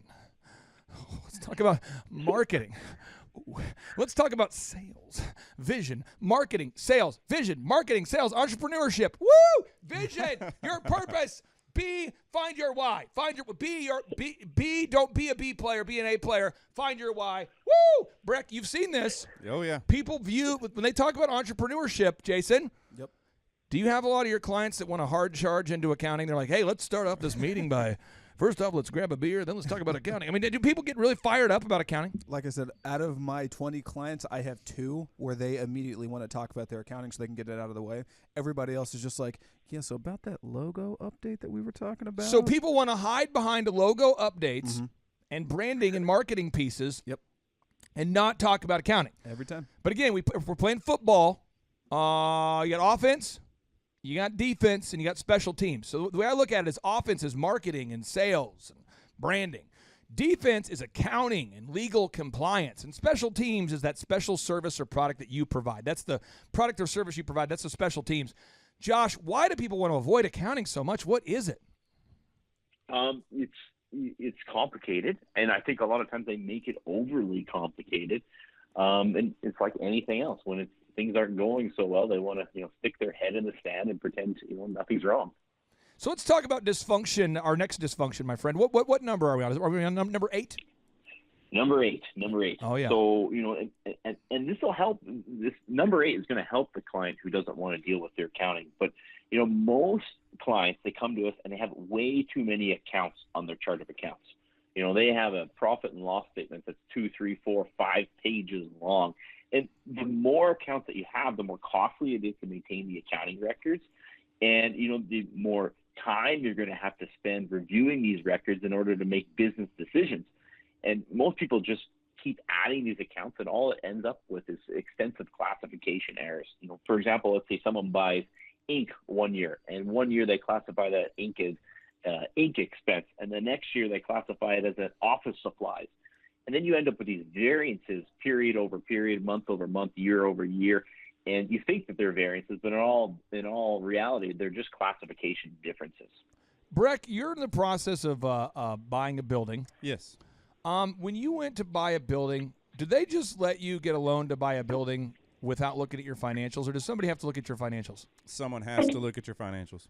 Yeah. You mean they just won't go in there and fist bump you? No, they don't just hand you money on a smile and a wink. Now, I'm sure, Josh, I'm sure you've never seen this before, but I think a lot of entrepreneurs never want to do accounting until they have to. Yeah. You know, they want to sell their company, and now they have to look at the numbers for the first time in a decade. They want to buy a building, and now they have to look at the numbers for the first time in a decade. They want to get a mortgage, so they have to look at the numbers for the first time in a decade. Can you talk about if somebody was your client, can you work with American clients, or do you just work with Canadian clients? Well, we can work with American clients on the bookkeeping end, but not on the tax end. Why so not? The bookkeeping end is Why very not? similar. Why not? Well, I'm at this point very proficient in Canadian tax, but trying to know, it's like anything. You can do something really well, or you can do a lot of things just okay. So I'm really good at the Canadian tax end. Why don't you move down here? Well, if they keep not building pipelines, then we might have another discussion on that. Listen. You said that you're proficient in the Canadian accounting, and you're not proficient in the American accounting, and that is is that your reason for not coming down here for doing the taxes of Americans? So if people want to hire you, you won't take them on right now. You will not do it. We can do bookkeeping for U.S. clients, but we wouldn't be able to look at their taxation issues for American clients. What do you mean? What do you mean by that? So bookkeeping, so the regular interim financial reports, a business owner hires a bookkeeper, and then usually they pass it off to an accountant at year-end who can do the year-end taxes. So there's not a chance. You will not take anybody who wants to be there's Americans right now who are dissatisfied with their accountants. Breck, have you ever had a bad accountant? I have, yes. So in preparation, Josh, you are trying to fill our minds with excuses saying that you don't want to take our American money. So what I'm going to do is I have been practicing the Canadian national anthem. And I'm going to cue it up, and I'm going to sing along, and I'm willing to. I was willing to invest the time needed to learn this incredible song. And you are not willing to learn our tax code. That's a bunch of crap, because your song is about 1 minute and 27 seconds long, right? And I have taken the at least 10 to 15 minutes to learn your song, and you will not take even the thousands of hours needed to learn our thousands of pages of tax code. And I call that as crap. So let me cue up your anthem here. Let me cue this up. I've got it. Let me get it here. Let me try it. This is a State Farm commercial, which is not like your house. the Canadian That's national being anthem. burglarized. They're stealing Just to your clear up TV any right confusion there. I know some people think that It's a State bear. Farm is very influential up there. You need Let a me cue it up vacation. here. They're also red Chris, and white. some of us don't have an all-season. Yeah, the red and white theme, yes. It could be. Here we go. Please remain standing for the singing of O Canada, led by Universal Music, multi-platinum selling recording artists, Clifton, Fraser, and Victor, the Tenors. Now, real quick, is the Tenors a vocal group that matters up in Canada? Oh, yeah. I have no idea who What? they are. You've never heard of the Canadian Tenors? You're from Canada. Come on. Real quick, Josh is absolutely full of crap up there. Let me tell you what. The next election, Drake will be the president, and the Tenors will be the vice president. You have a prime minister, though, right? Yeah, former drama teacher. Okay, let me hit. Well, he's done a great job creating drama. Here we go.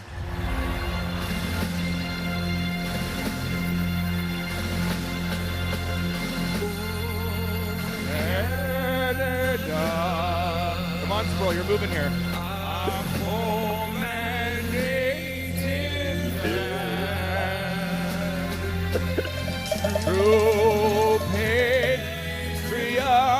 everybody some cowbell there.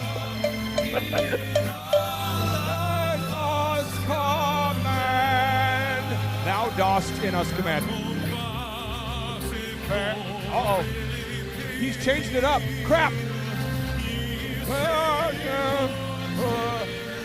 Justin Bieber.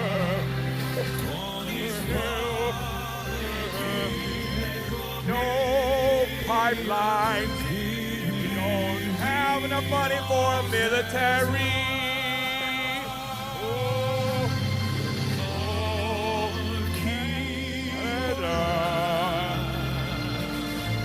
We love Drake and Bieber.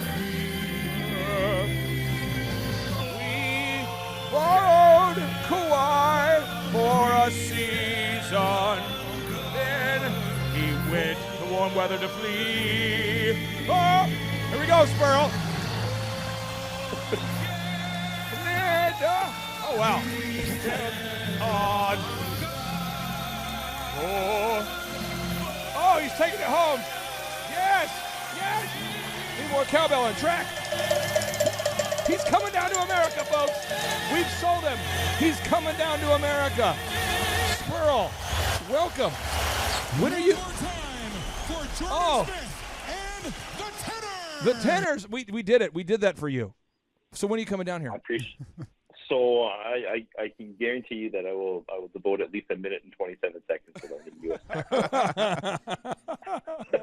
All right. So what is the next dysfunction? So now you have this well-organized chart of accounts that a profit and loss statement. You can stick it on one page. Yep. But now you got to take that profit and loss statement and order it in numerically descending order. A lot of accountants will order things in alphabetical order, but you should order it in numerical descending order, because most businesses, they're going to be won and lost in their revenue, cost of products sold, direct labor, rent, and admin labor accounts. Most of the other accounts are about optimization. They're not going to be the difference between winning and losing. Yet you're going to find the business owners, they're not generating any sales. They're not making any money off of each new transaction. And they're spending an inordinate amount of time on trying to minimize their phone bill or reducing their interest and bank charges. And then I got to sit with them in a meeting and tell them, hey, look, the phone company could pay you $1,000 a month. You're still going out of business. I agree, but let me hammer home why. As an example, for my business, for my life, for what I do, my biggest expense is labor. And that's going to hover for most of my companies. I like to keep that around 35%. All right? Yep. So I just looked at the numbers last week, and for one company, we hit 38%. It went up. Well, what happened is that I'm not sure what happens up there in Canada, but in America, during the month of December, a lot of entrepreneurs are trying to find, write-offs. So they'll ask me, they're like, hey, can you guys write 500 pages of content for my website this month? And so we have a lot more labor-intensive activities being ramrodded through the final month of the year. So when it went up, my wife said, hey, it went up 3%. I wasn't scared because I was aware of the trend within the business. Right. But she pointed out to me, hey, it did go up 3%. And I said, well, that's because that's a service we're doing that's labor-based. She goes, okay, cool, I just wanted you to know. But if you don't have that as your labor's at the top, and let's say your second biggest expense is your office space or your rent or something. If you're not aware of those things, you will spend all your time on whatever you see first on the statement. Right. So I see people all the time who are beating up their vendors over $1,000 charge when their biggest issue is their labor. So that is powerful. Now, I think you have one final dysfunction we want to hit here. This is dysfunction number 10. And what famous Canadian would you like to dedicate this to? The famous Canadian that we're going to dedicate it to, maybe it's our old Prime Minister, Stephen Harper, when we had an economist as the Prime Minister rather than a drama teacher. We'll donate. We'll give it to him. Does the average person up there, is over half the population in favor of socialism up there? What percentage of the Canadian population is a jackass? Well, the current government in power actually lost the popular vote in the last election. So they were not actually the most popular party, but it's it's based on the riding system. So if you win enough of the ridings, you're in power regardless of the popular vote. Okay. All right. Okay. So number 10. What is the final dysfunction here? So it's thinking that minimizing your advertising expenses is a good idea. We found that anything less than 2% of revenue will more often than not result in a contraction of revenue year over year. And this is 2% of revenue on real advertising expenses like Google ads, ad roll retargeting, YouTube ads, Facebook, Instagram, LinkedIn advertising. This isn't the wine of the month club or sponsoring a kid's soccer team. This is real advertising expenses, at least 2% of your revenue. This is not where you should be pinching pennies. Michael Levine, the former PR consultant of choice for Nike, for Prince, for Michael Jackson, for Pizza Hut, big brands, he talks about how aggressive growth companies spend 10% of their revenue on marketing and advertising, and companies that just don't want to shrink need to spend at least 2 to 5%. So you're in the same conversation here. Now, we have a question from a listener, Josh, who's from Russia, and I'd like Jason to read the question. He is from Russia, and he wrote us via email. And so, Jason, could you read the email? Yeah. Wait, the revised or the actual email? Read the actual email. Okay. And then you can kind of break it down so I get it. Gotcha. Yeah. So he says, first of all, if there were a chance, tell Clay that his podcast helps me to chin up like TD Jakes. Wait a second. You're doing this crap where you're not using your Russian accent. You have to use the Russian accent. Thought about it. You have the ability to do it, and it's getting better with each time. So please, like a fine wine, he gets better over time. So please try to read your stereotypical Russian accent, please. All right. Daniil, I apologize in advance. Okay. First of all, if there were a chance, tell Clay that his podcast helps me to chin up like TD Jakes does for him. I'm a humble student from Yekaterinburg, Russia. Sure, sounds right. But striving to achieve my goals. Got up today at 5 a.m., so can't send a high five message as don't live in USA. Tell him if possible also. Start here and Jackassery were miraculous. That's why I found out time to read this one. And probably would read search engine domination as very interested in it, but can't fathom it during podcast. So he was saying, first of all, if it's possible, tell Clay that his podcast helps me to get motivated, much like TD Jakes does for him. Cool. That's awesome. And what's his name again? His name is Daniil. Daniil, I appreciate you saying that. I'm glad that you have suffered through 2 of my books, Start Here and Jackassery. Yeah. Many people all around the country, all around the world actually, are buying that book. Sproul, have you read Jackassery or Start Here? I've read, both of them actually. Which one did you like the best and why? I like to Start Here. It's pretty comprehensive. Did you laugh when you read Jackassery? What's that, sorry? Did you laugh when you read Jackassery? Did it make you laugh? Yeah, there's some good stories in there. But Start Here is your favorite one. Start Here has a huge amount of content from a lot of resources. I think it is kind of an all-encompassing book that you designed it to be. Okay, let's continue. So, Jason, continue reading. Oh, okay, and then he says, just breaking it down, he is a humble student in Russia, and he's striving to achieve his goals. He got up at 5 a.m., and he wanted to, I believe this is a callback to one of your previous episodes where you said if you wake up early, you'd send people a virtual high five. Yeah, do it. If you wake up at 5, okay, what you want to do, get up at 5, and then tweet at me. It's a Twitter. It's Twitter.com/the Clay Clark. Just tweet at me. High five at 5 a.m. You got to get that going. I want to give him extra props because 5 a.m. in Russia is like, I don't know, 1 o'clock here. Or like, 8 o'clock p.m. the day before. Yeah, he's almost in the future. Yeah. He is in the future. Now, what's the next portion of his email? Let's see. So he's breaking down how much he loves the books, and he's interested in search engine domination to read next, but it's something he can't quite fathom yet. Yep. And then, okay, so going back to the accent. Again, Daniil, I apologize. No, Daniil, I did not apologize. This is how we think you sound. Yeah. And then if you guys, I would like for Daniil to record a show where Daniil, get out your phone and record. I want you to imitate Americans. And you send me that audio, and I'll play it on the show because I know that there's awesome. I would love because everybody can imitate Arnold Schwarzenegger. Like everyone has their own Arnold. Even if it's not me. Exactly. Everybody can go. Everyone can say, "You got to pump it up. You got to move your body." We all can kind of do that, but he can't imitate the average American. Because if he did, as governor, he might want to. He struggles still to say the word California. That's true. Governor of California. Anyway, continue, Jason. All right. In the previous message, you told me that it's possible to ask a question for Ask Clay Anything category, and maybe Clay will answer it. So I have read books of Seth Godin, Purple Cow, Unleash Idea Virus, Bootstraps, Permission Marketing, Stop Stealing Dreams, and he preaches that cold calling and stuff like this is useless. But Clay vouches that it's essential. Can't disagree with Clay. I like that he put that in parentheses. Okay, so let's do this real quick. Spurl, how did you go out and get your first 10 clients? Well, let's break down the cold calling. So, my first business was a construction business, and it looked like opening up the phone book and calling people. So, in terms of cold calling, I think it's still a viable option. On the accounting practice, it was more going to networking events, gathering the cards, immediately calling them up and booking out the consults. So, now let's talk about this for a second, and I want to make sure that I'm not attacking Seth Godin, who is so we appreciate him being on the show, and I love his books. Yeah. What happens is you are. This is Daniil how I would explain it. Imagine that you have a tool. You're like a handyman, and you have a bunch of tools, and you've got a hammer, and a screwdriver, and a tape measure, and so you got a hammer, screwdriver, and tape measure. For certain jobs, a hammer is needed. For certain tasks, a hammer is needed. For certain tasks, a screwdriver is needed.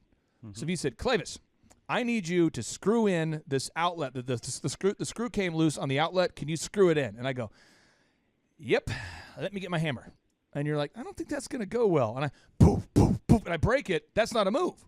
Right. But if you said, could you screw this in? I got a screwdriver. That makes sense. So Seth Godin, a lot of what he teaches is cold calling maybe isn't applicable for certain things he's referencing. But I can tell you Redmond Growth is a company that is built entirely based upon word of mouth and cold calling. The entire organization, Redmond Growth, is built based upon word of mouth and cold calling.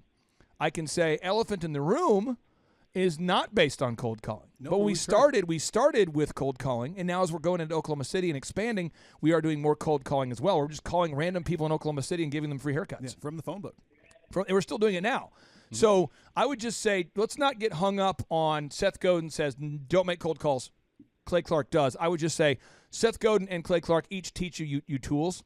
And because I've been coaching clients now since really 2008, 9, and now we're 2020, I've been doing this for 11 years, and I don't think Seth Godin has worked with 160 simultaneous clients, whereas he's worked with different industries and different niches. So I think his experience is different. Breck, how did you go out there and get your first 10 clients?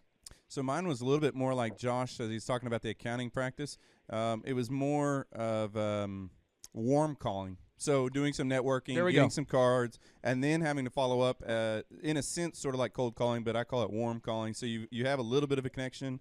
Maybe it's a friend of a friend or some kind of, so many degrees of separation, but you're still having to kind of go out there and work. But, I would say chiropractic, as a rule, is probably not the best industry for cold calling, but there are definitely some that's going to be a bigger factor depending on what you're doing. Some people don't know that they need your service, and so cold calling may be the very thing that helps get them in the door. So, again, if you're out there, Daniil, and you're asking, should I make cold calls or not, each industry is different. Jason, can you think of one of your clients right now that doesn't make cold calls at all and is very successful and does not make cold calls ever? So I work with a garage in Massachusetts, and they don't do cold calls at all. Angel's Touch Auto Body Repair. People seek them. Yep. People Google them when they are looking for automotive repair.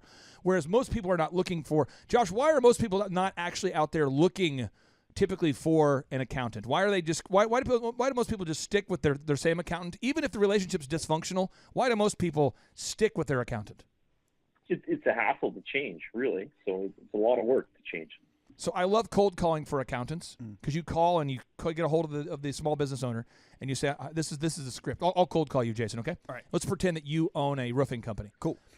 Hey, is this Jason? It is. Who is this? Jason, this is Clay Clark with Spurl CPAs America. the real edition, where we spent thousands of hours learning the American tax code. And so we moved here. We actually used to be in Canada.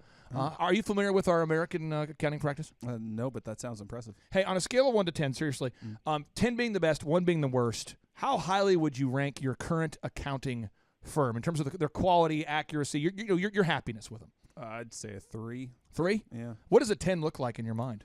Well, I mean, my current guy doesn't really meet me regularly. I'm very confused by the time we get done with it. So somebody who kind of just like walks me through what all of these things mean and how I can get a better grasp of my accounting. Well, I have a thing right now called the $100 guarantee. It's I'm going to meet you for 1 hour. Okay. I'm going to pay you $100 for the first meeting, and I guarantee you I'll save you at least $100 a month on your taxes.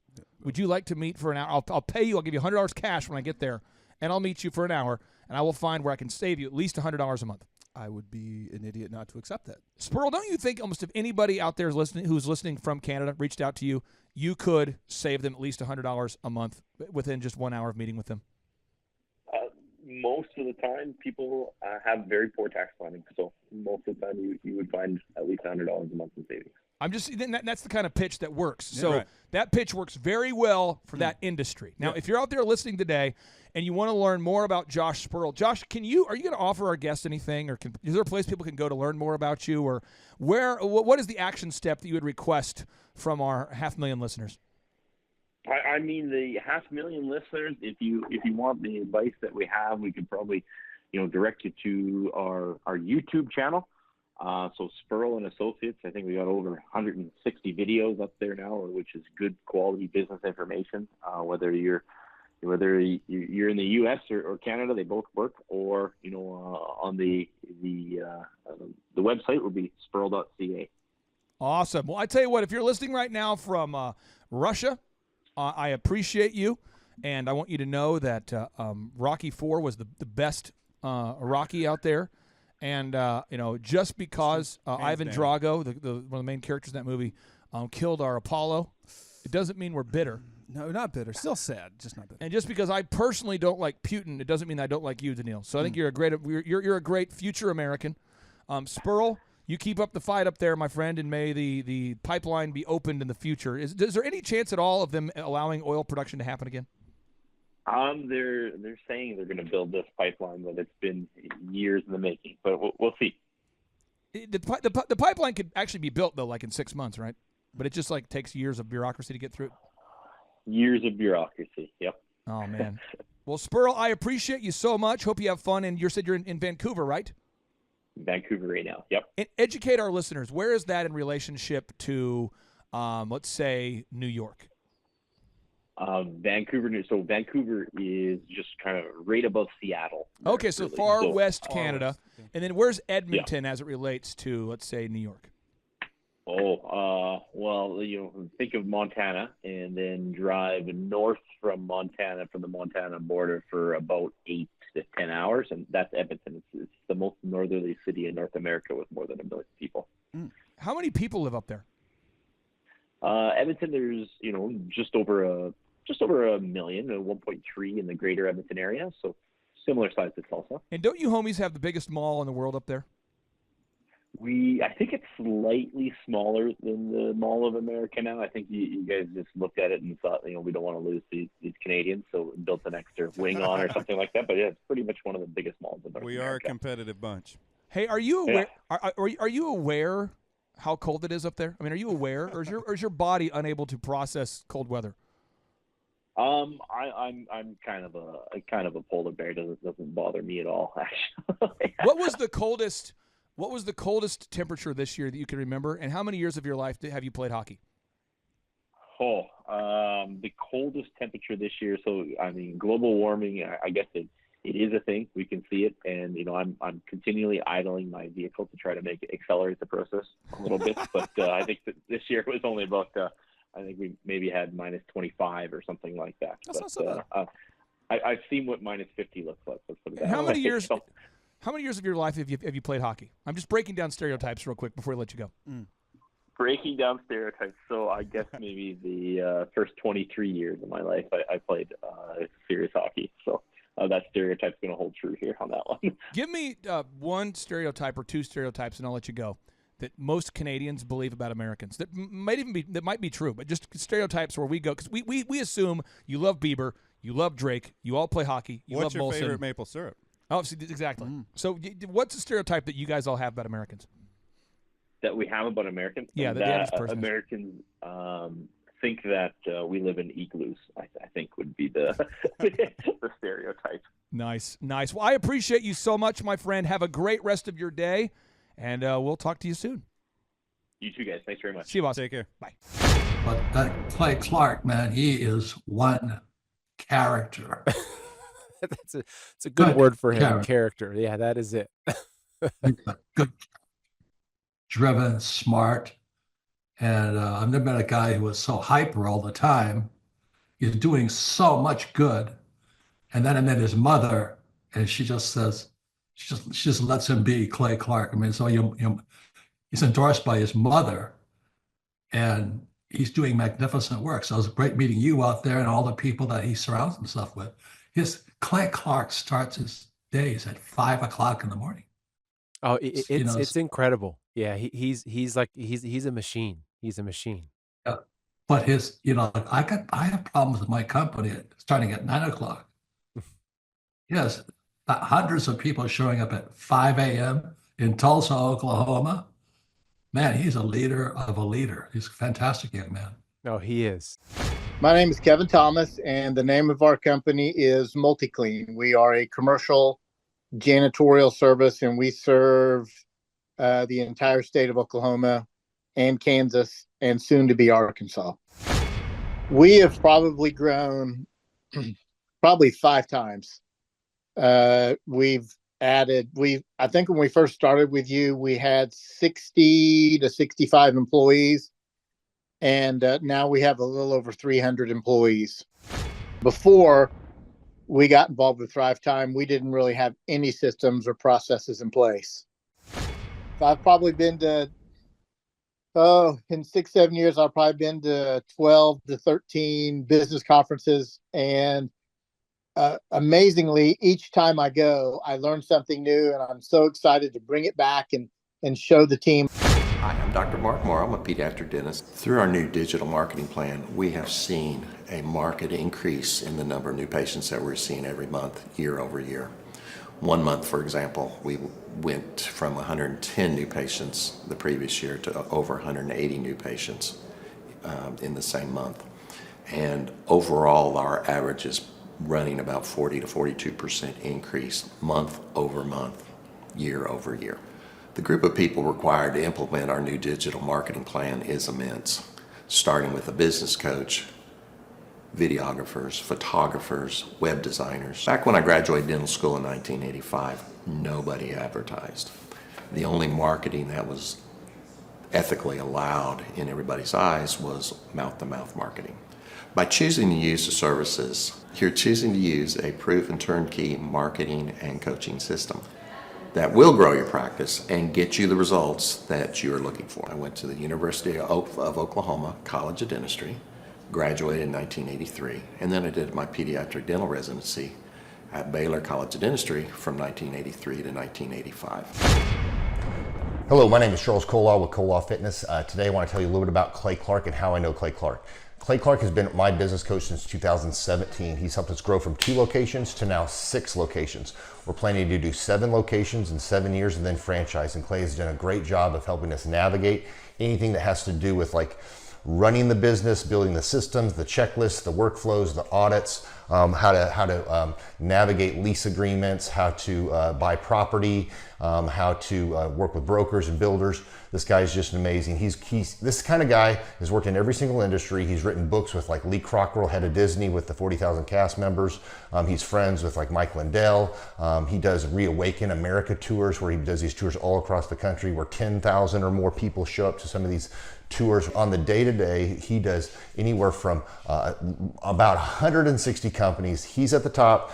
He has a team of business coaches, videographers, and graphic designers and web developers, and they run 160 companies every single week. So think of this guy with a team of business coaches running 160 companies. So in the weekly, he's running 160 companies. Every 6 to 8 weeks, he's doing Reawaken America tours. Every 6 to 8 weeks, he's also doing business conferences where 200 people show up, and he teaches people a 13-step proven system that he's done and worked with billionaires, helping them grow their companies. So I've seen guys from startups go from startup to being multimillionaires, teaching people how to get time freedom and financial freedom through the system. Critical thinking, document creation, putting it into organizing everything in their head to building into a franchisable, scalable business. Like one of his businesses has like 500 franchises. That's just one of the companies or brands that he works with. So amazing guy, Elon Musk kind of like smart guy. He kind of comes off sometimes as socially awkward, but he's so brilliant and he's taught me so much. When I say that, like Clay is like, he doesn't care what people think when you're talking to him. He cares about where you're going in your life and where he can get you to go. And that's what I like most about him. He's like a good coach. A coach isn't just making you feel good all the time. A coach is actually helping you get to the best you. And Clay has been an amazing business coach. Through the course of that, we became friends. I was really most impressed with him is when I was shadowing him one time. We went into a business deal and listened to it. I got to shadow and listen to it. And when we walked out, I knew that he could make millions on the deal. And they were super excited about working with him.